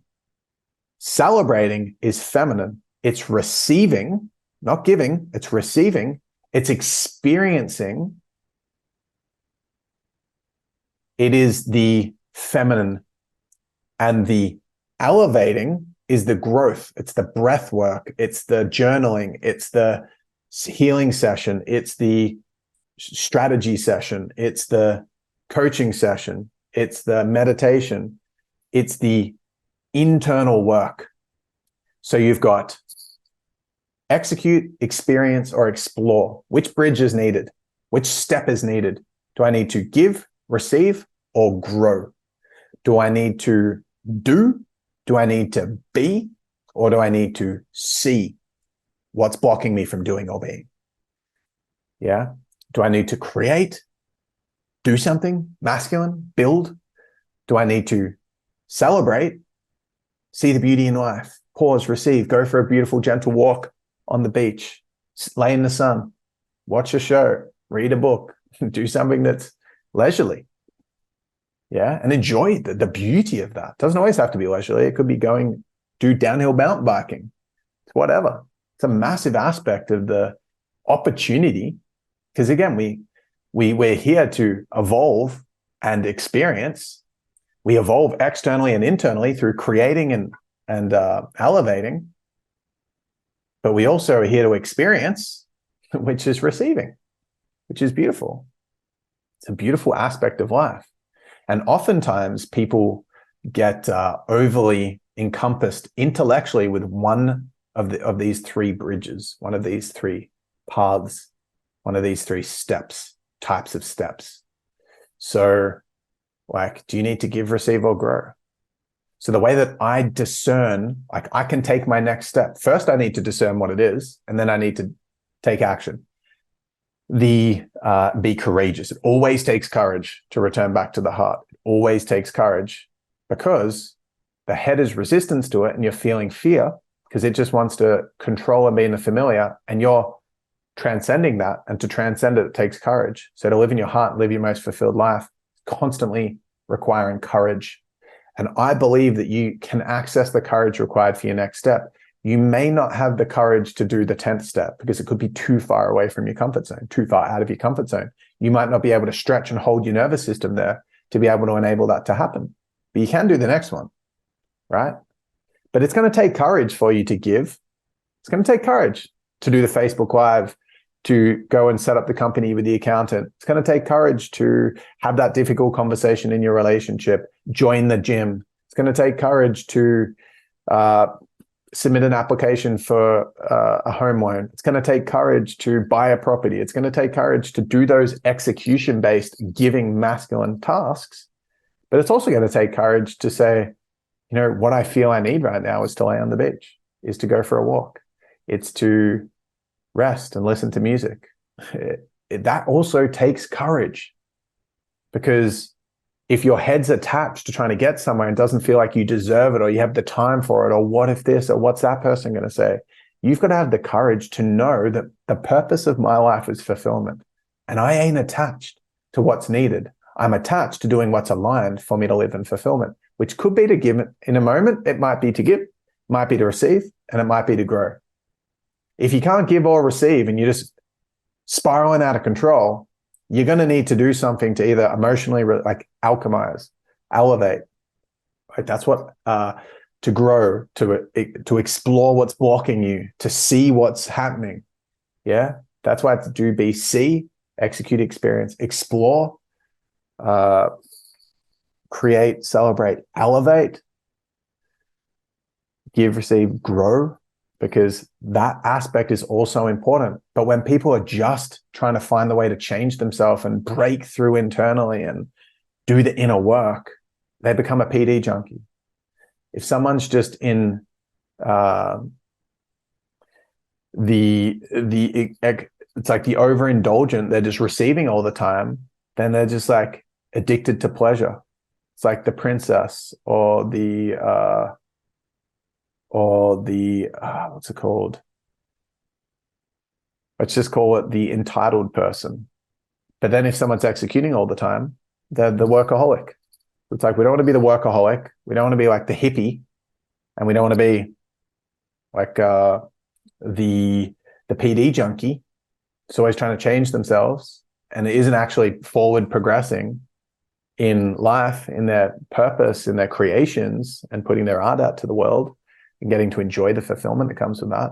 Or that's just ever giving themselves time to just sit back and enjoy. You know, those three things are really equally valuable. It's just about the timing. And people have different flavors where they'll lean more on giving, receiving, or growing. That's okay. Some seasons you'll need to execute more. Some seasons you'll need to experience more. Some seasons you'll need to explore more internally. And that's okay. That's okay. But they're all options.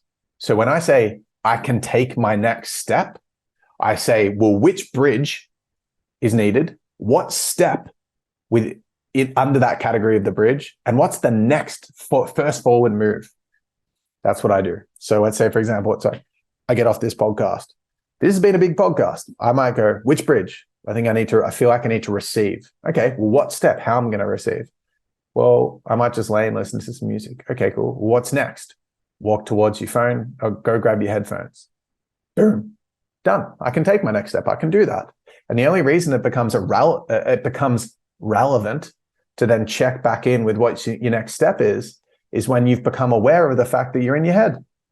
If you're just flowing with it, you don't have to 24/7 be obsessing over what's my next step. It's just when you're feeling stuck and you're like, well, I'm confused now. Then you go, well, I know I can take my next step. What is it? But all 4 of these truths are important. I've always said 3 of them now. I can take my next step. So the only other thing I want to mention for this 3rd one before we go to the 4th, which is a lot simpler, by the way, the 4th will be the shortest, simplest one, but in my opinion, it's the most powerful. It's the most important to that's the one that's going to sit with you the longest, the 4th one. So anyway, let's go to the 3rd. The thing that I want to say is that discernment is needed. Discernment for me means intuition and decision. Discernment equals intuition plus decision. So like one's capacity to discern means that they have the responsibility to not outsource the answer for what's needed. But so many of us in society are second guessing ourselves. We're so desperately attached to where we want to be that we're feeling so insecure that we're not there, that we're outsourcing our confidence to what other people tell us to do. And you listen to a podcast and someone says something, you're like, holy crap, I've been doing it all wrong. I got to do what that person says now. They say if I simply just dissolve my blocks, it'll just be easy to get what I want. No wonder why I haven't got what I want. Now I need to learn this modality. Don't let other people online take your power away. Don't outsource your power. You get to discern. You get to. It's a gift, but you also must take that responsibility of finding the answers that are relevant for you in the moment. It's very easy to go, well, the answer, what would David Goggins say? He would say, push on. So what do you need to do? Execute. Go for it. You know, what would the Tad James say? Like, really well-known NLP dude. He would say, well, you probably need to look at what's blocking you. If you're stuck, dissolve it, and then the action's going to be easy. You talk to someone that's like a tapping expert, they're going to say, well, you need to do some tapping.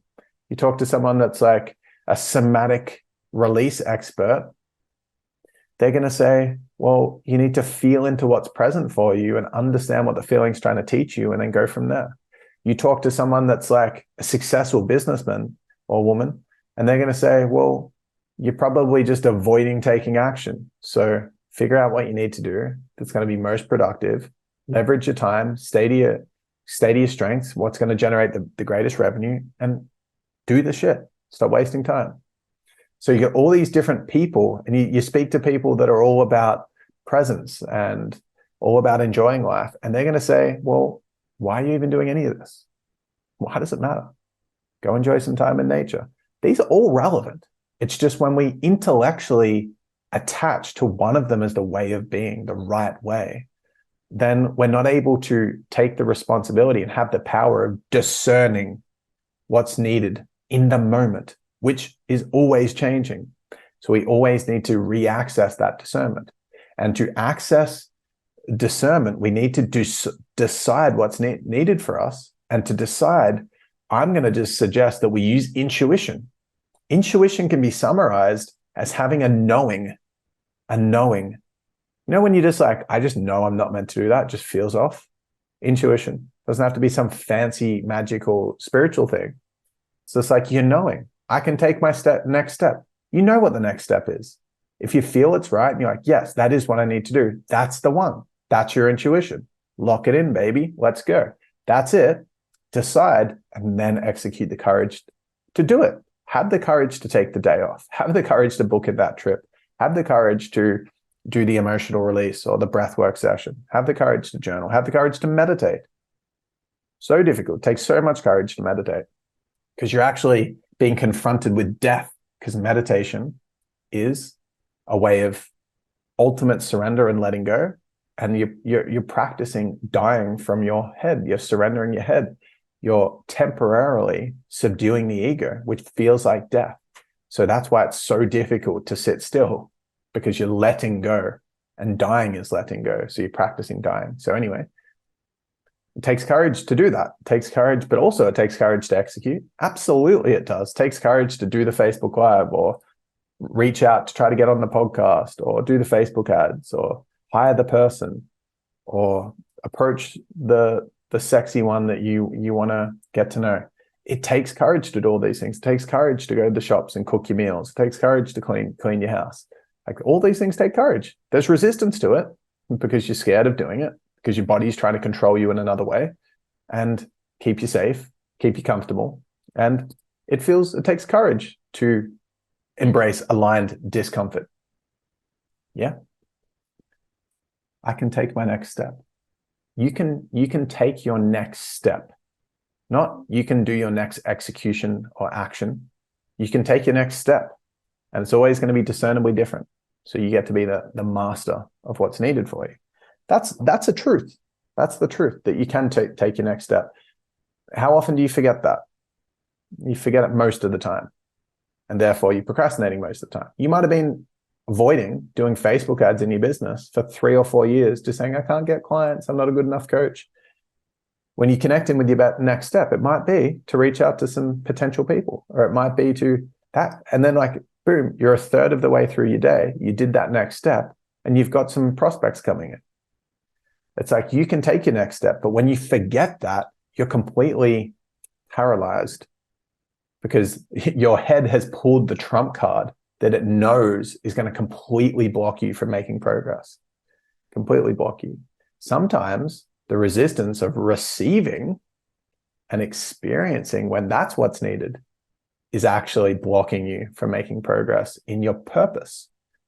Like, sometimes you can be tired, busy, dysregulated. And the head knows that if it keeps you tired and weak, it can easily control you and to get you doing your addictions and short-term gratification stuff and distractions. And it's going to stop you moving forward and keep you, quote unquote, safe, it perceives.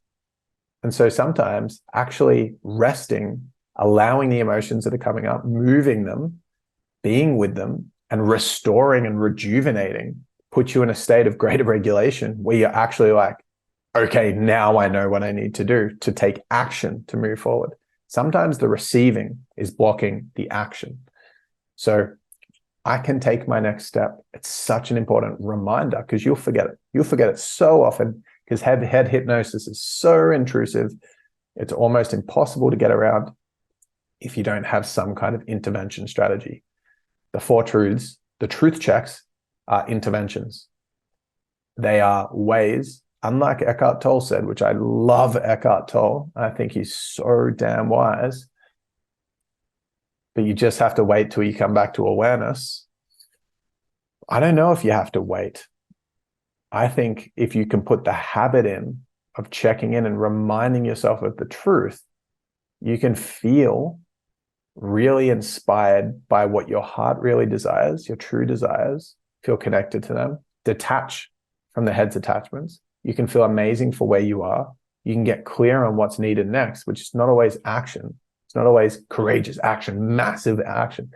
No, it's either to give, receive, or grow.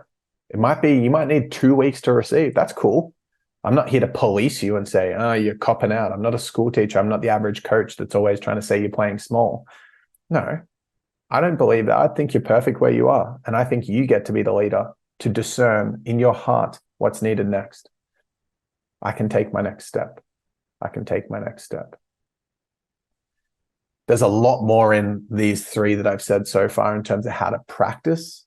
The first one, I've got a process called the heart map that really brings this to light. And in this one, I've got something called the core compass, which is a real deep dive into how to access intuition, how to gain access to what's needed, and how to take courageous action, which is very difficult, obviously. And I teach these at the Art of Courage workshop. I'm giving a lot now, but if I was to then open up these other models and tools, we've got another 5 hours of explanation. But once you have the tool, you're locked in. You're locked in. Cool. So let's just take a breath.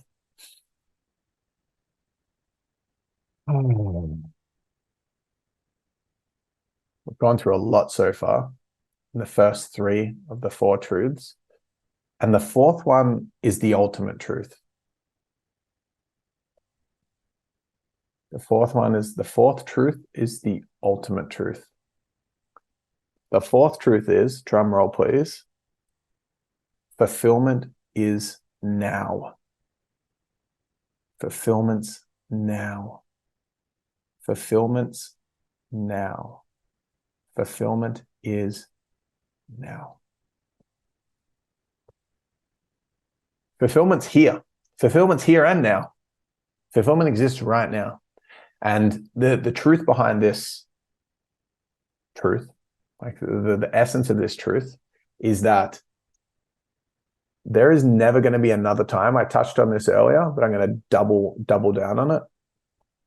There's never going to be a time in your life where you've got more potential to access fulfillment than you do now. Like your potential to access fulfillment exists now. Fulfillment's here. Fulfillment's here and now. Right here. Now. Here. I'm just on this call right now doing this podcast with you guys. This is it for me. This is as good as it gets. This is as good as it gets. That can feel like a real deflation when you're in your head and you're attached to, you're thinking I'm empty. And I'm like, hey, you're full now. And you're like, I'm empty. If this is as good as it gets, this sucks. Thanks, Ryan. Thanks for the downer.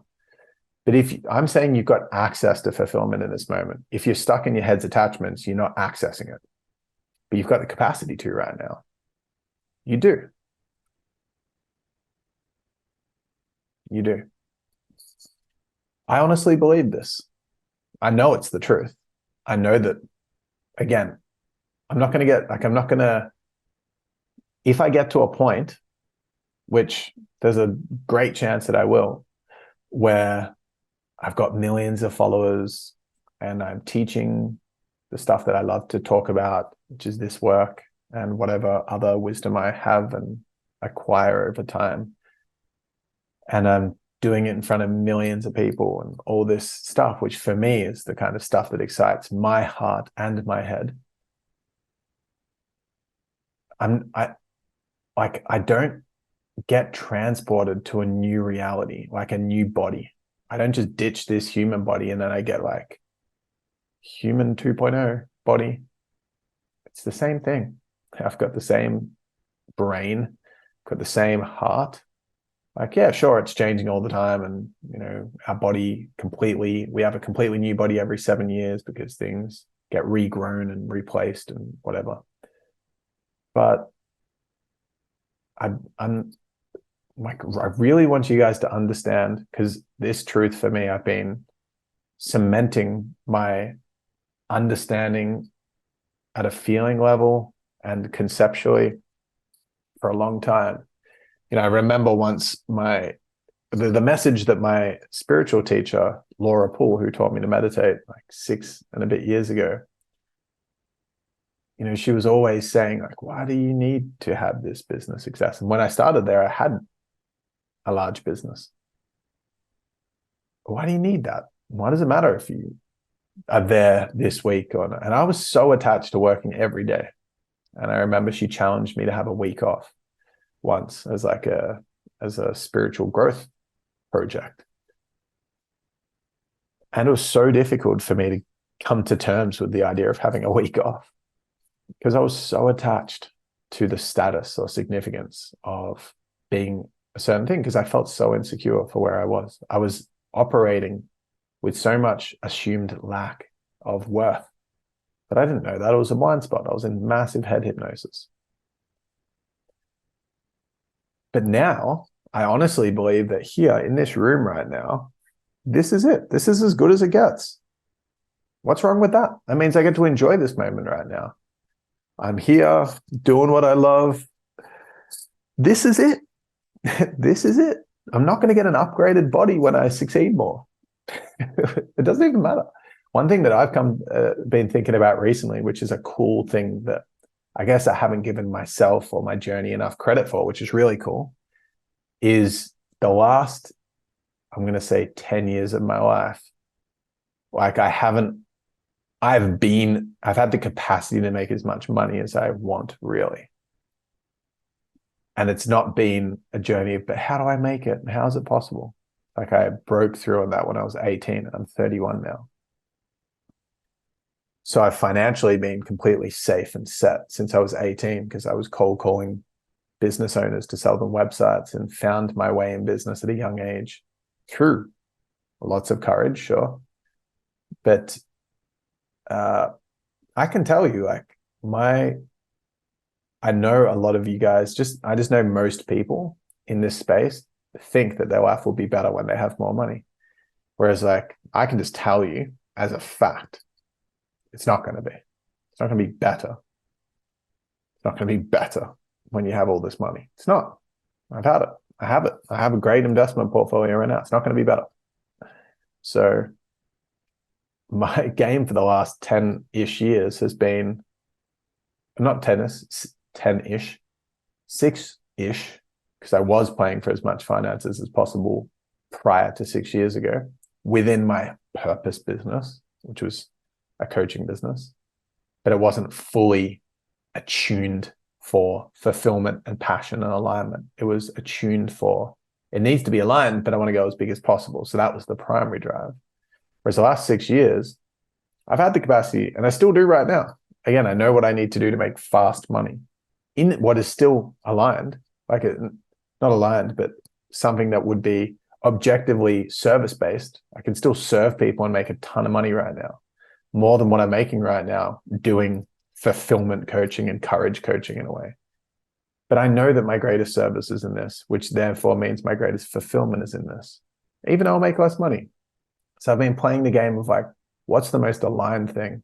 And I know for a fact that my fulfillment and your fulfillment is here in the moment.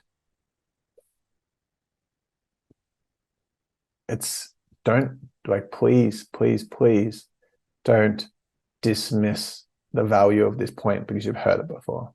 Money's not going to make you happy. The point is that right now, here, whatever you're doing right now, you're going somewhere. You've got heads attachments in your mind. You're probably heavily influenced by head hypnosis because we all are. So it's very easy to dismiss and not allow this to sink in, that fulfillment is here and now. It is. You have equal capacity. You've got the capacity in this moment because fulfillment's not ecstasy. Joe Dispenza says ecstasy is a feeling that only takes us further from true love, from the true point of life. Ecstasy, elation, excitement. These are head-based feelings. Doesn't mean we want to dismiss them if we feel like that. It's beautiful. We welcome them in and out naturally. But to seek for that is to seek to escape the perfection of where we are. And the acknowledgement and knowing at a feeling level that where you are is perfect and that fulfillment is here and now is the secret of the universe. It's the secret of life. It's the purpose of life. Fulfillment is the purpose of life, and you can access your fulfillment right now in this moment, whether you're creating, celebrating, or elevating. Being in that moment, what fulfillment looks like as an experience is what I call a heart state. It's more subtle, like I said earlier. It's more subtle. The head is attached and desiring intense, dramified, satiating hits of pleasure. And then you pendulum swing between happy, sad, good, bad, better, worse, right, wrong, right? Between pleasure and pain versus that beautiful feeling of fulfillment and wholeness and fullness, which is subtle. Some symptoms of what a heart state look like are centeredness, connection, feeling connected, feeling creative, feeling curious. Cheekiness is also there, playfulness. Being connected to a heart state is calmness, inner peace, purpose, gratitude, love, service, like desiring to serve, feeling that pull, contentment, acceptance, non-judgment. It's more gentle than what people going for the intensity, the dramified feelings. It's why successful entrepreneurs so often do cocaine, because they're trying to get the hit. They're trying to be better. They're trying to experience everything. And then do you guys ever know of anyone that's just does cocaine and maintains the high? No. Why? Because you can't. Because there's polarity, there's duality, there's up and down, right and wrong, there's left and right, there's good and bad. There is duality. There's the pendulum swing between the positive and negative energies that bring together balance and harmony in this manifest world. So you can't have the up without the down. Whereas a heart state and fulfillment is a midway energy. It's a balanced energy. It's an integrated energy. Fulfillment's here and now. And you can see it with the magic of the moment. I spent 10 minutes this morning. I got up first thing, and then I drove somewhere to see the sunrise. And then I meditated while I waited for it to rise, and like for the process to start. It's still dark. And then I watched it for a little bit, and then I drove home, and I just stood in the car park for 10 minutes, just looking at what looked like a painting from like 2,000 years ago. This is like so beautiful, the sky this morning. And I was just feeling like I was just really feeling one of those moments of, is this real? Like, it's obviously, that's a debatable thing, but it's just like, this is so beautiful. This sky just looks so beautiful. It just looks fake. It looks so beautiful, like the Truman Show kind of thing. So fulfillment's here and now. It is here and now. And doesn't matter if you can know this, if you can really know that your future is not going to be better than your present, it gives you so much access to power. It gives you so much access to fulfillment, because you can extract the goodness from now. If you're thinking that this is just a distraction or stepping stone to the future where you're finally going to be better and worthy and lovable, and it's like some fictitious fantasy, like you've never experienced a future that you imagine. If you go on a holiday and you're like, what's it going to be like at the accommodation? What you think in your head and then what it ends up being is always different, right? Because it's an idea. The truth is that this moment from an experience in your body has got the same access of fulfillment than any experience you're ever going to have in your future. And that, ladies and gentlemen, is the four truths. Reminders. You know this. You've heard it a million times before, that, you know, the power of now. You've heard that the presence is what it's all about. It's a symptom of heart connection, of a heart state, is presence. And these four truths, like I immerse I'm a coach. I'm always coaching. I'm always learning. Not always, I'm exaggerating, but on a daily basis, I'm doing some kind of like teaching, learning, coaching, facilitating, speaking. And I love it. I just want to say that I really love this work, or doing a podcast episode. And I'm always surrounded with this stuff, but still not somehow, because I have a head and an amygdala and a fear center of my consciousness, I forget this stuff and I go into head hypnosis every day. Every single day, I get to a point where I'm resenting the relationship. Every single day, I get to a point where I'm feeling not happy with where I'm at in my purpose. Every single day, I do have some kind of distraction or attempt to find short-term gratification. You might not, but I do every day. I'm like entering a fear response every day for me. It happens every day, like 50 times a day or something like that. And I meditate twice a day. I've been meditating twice a day for 6+ years. Literally. I do breath work every day. I only do cold showers. I eat completely clean. Like I don't do any processed food.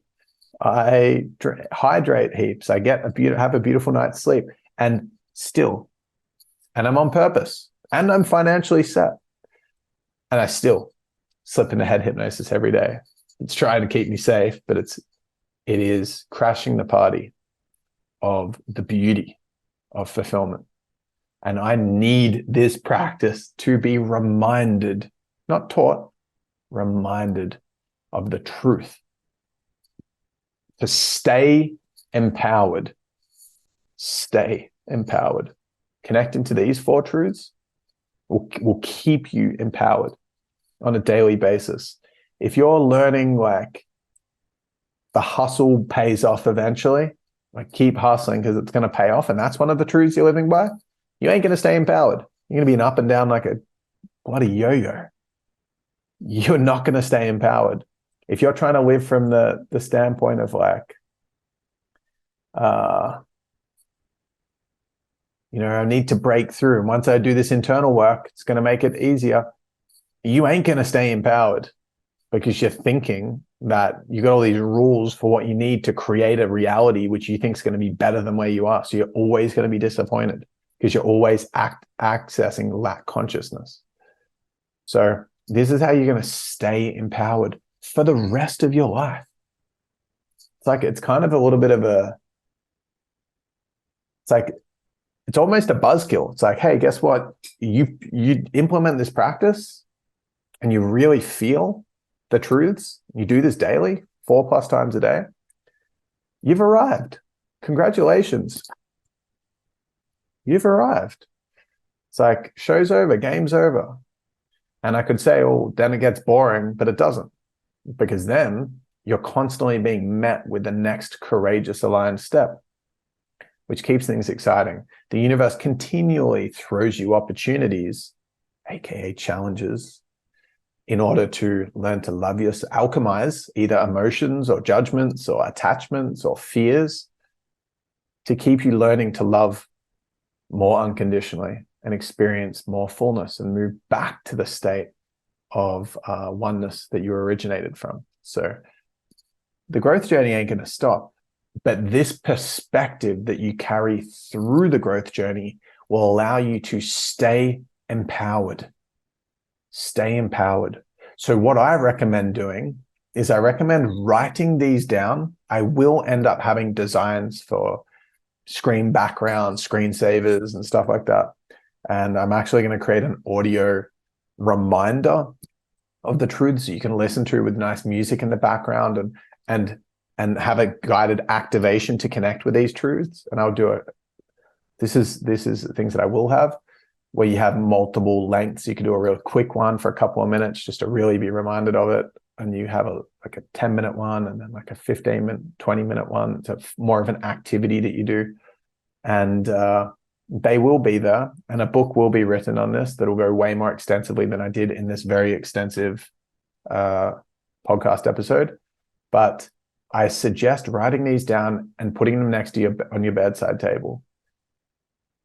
Do it first thing in the morning before you do anything. Connect back to your truth so you don't just trip into head hypnosis. Pick up your phone, start to feel stress, start to get into addiction, start to avoid, start to have your personality patterns go out, start to procrastinate, start to feel less than, start to feel stressed, start to emotionally eat, start to scroll. Connect to the truth, the power, first thing. And then go through these 4 truths in the way that I've suggested and really feel the essence of each one. I don't just repeat them like an affirmation, like, I deserve my true desires. Where I am is perfect. I can take my next step. Fulfillment's here and now. I don't just repeat them like that. I say the first one, And then I don't stop with the first one until I feel and get the essence of it by going through and understanding my true desires versus my head's attachments. I don't stop the second one until I really feel that where I am is perfect. I don't stop the third one until I'm clear on my next step. I don't stop the fourth one until I'm really embracing and knowing and feeling that fulfillment's here and feeling fulfillment. That's what the practice looks like. So I suggest doing it as soon as you wake up before you get out of bed, when you go to sleep at night before you fall asleep, as just like bookmarks of the day, bookends. And then I would suggest setting an alarm for like 3 times a day just to remind you to go through it. If you have a twice daily meditation practice, which is a just mandatory thing to have, some kind of transcendence meditation, 20 minutes twice a day, it is the most powerful thing that I do, more than the 4 truths. But the 4 truths, I would say, is the second most powerful thing I do on a daily basis. Then in the 2-minute integration time, or right after your meditation, swing back through these 4 truths and do the practice after your 2 meditations. I do that every day as well. So that's my 4 minimum. Now I'm going to set alarms every hour and do it every hour.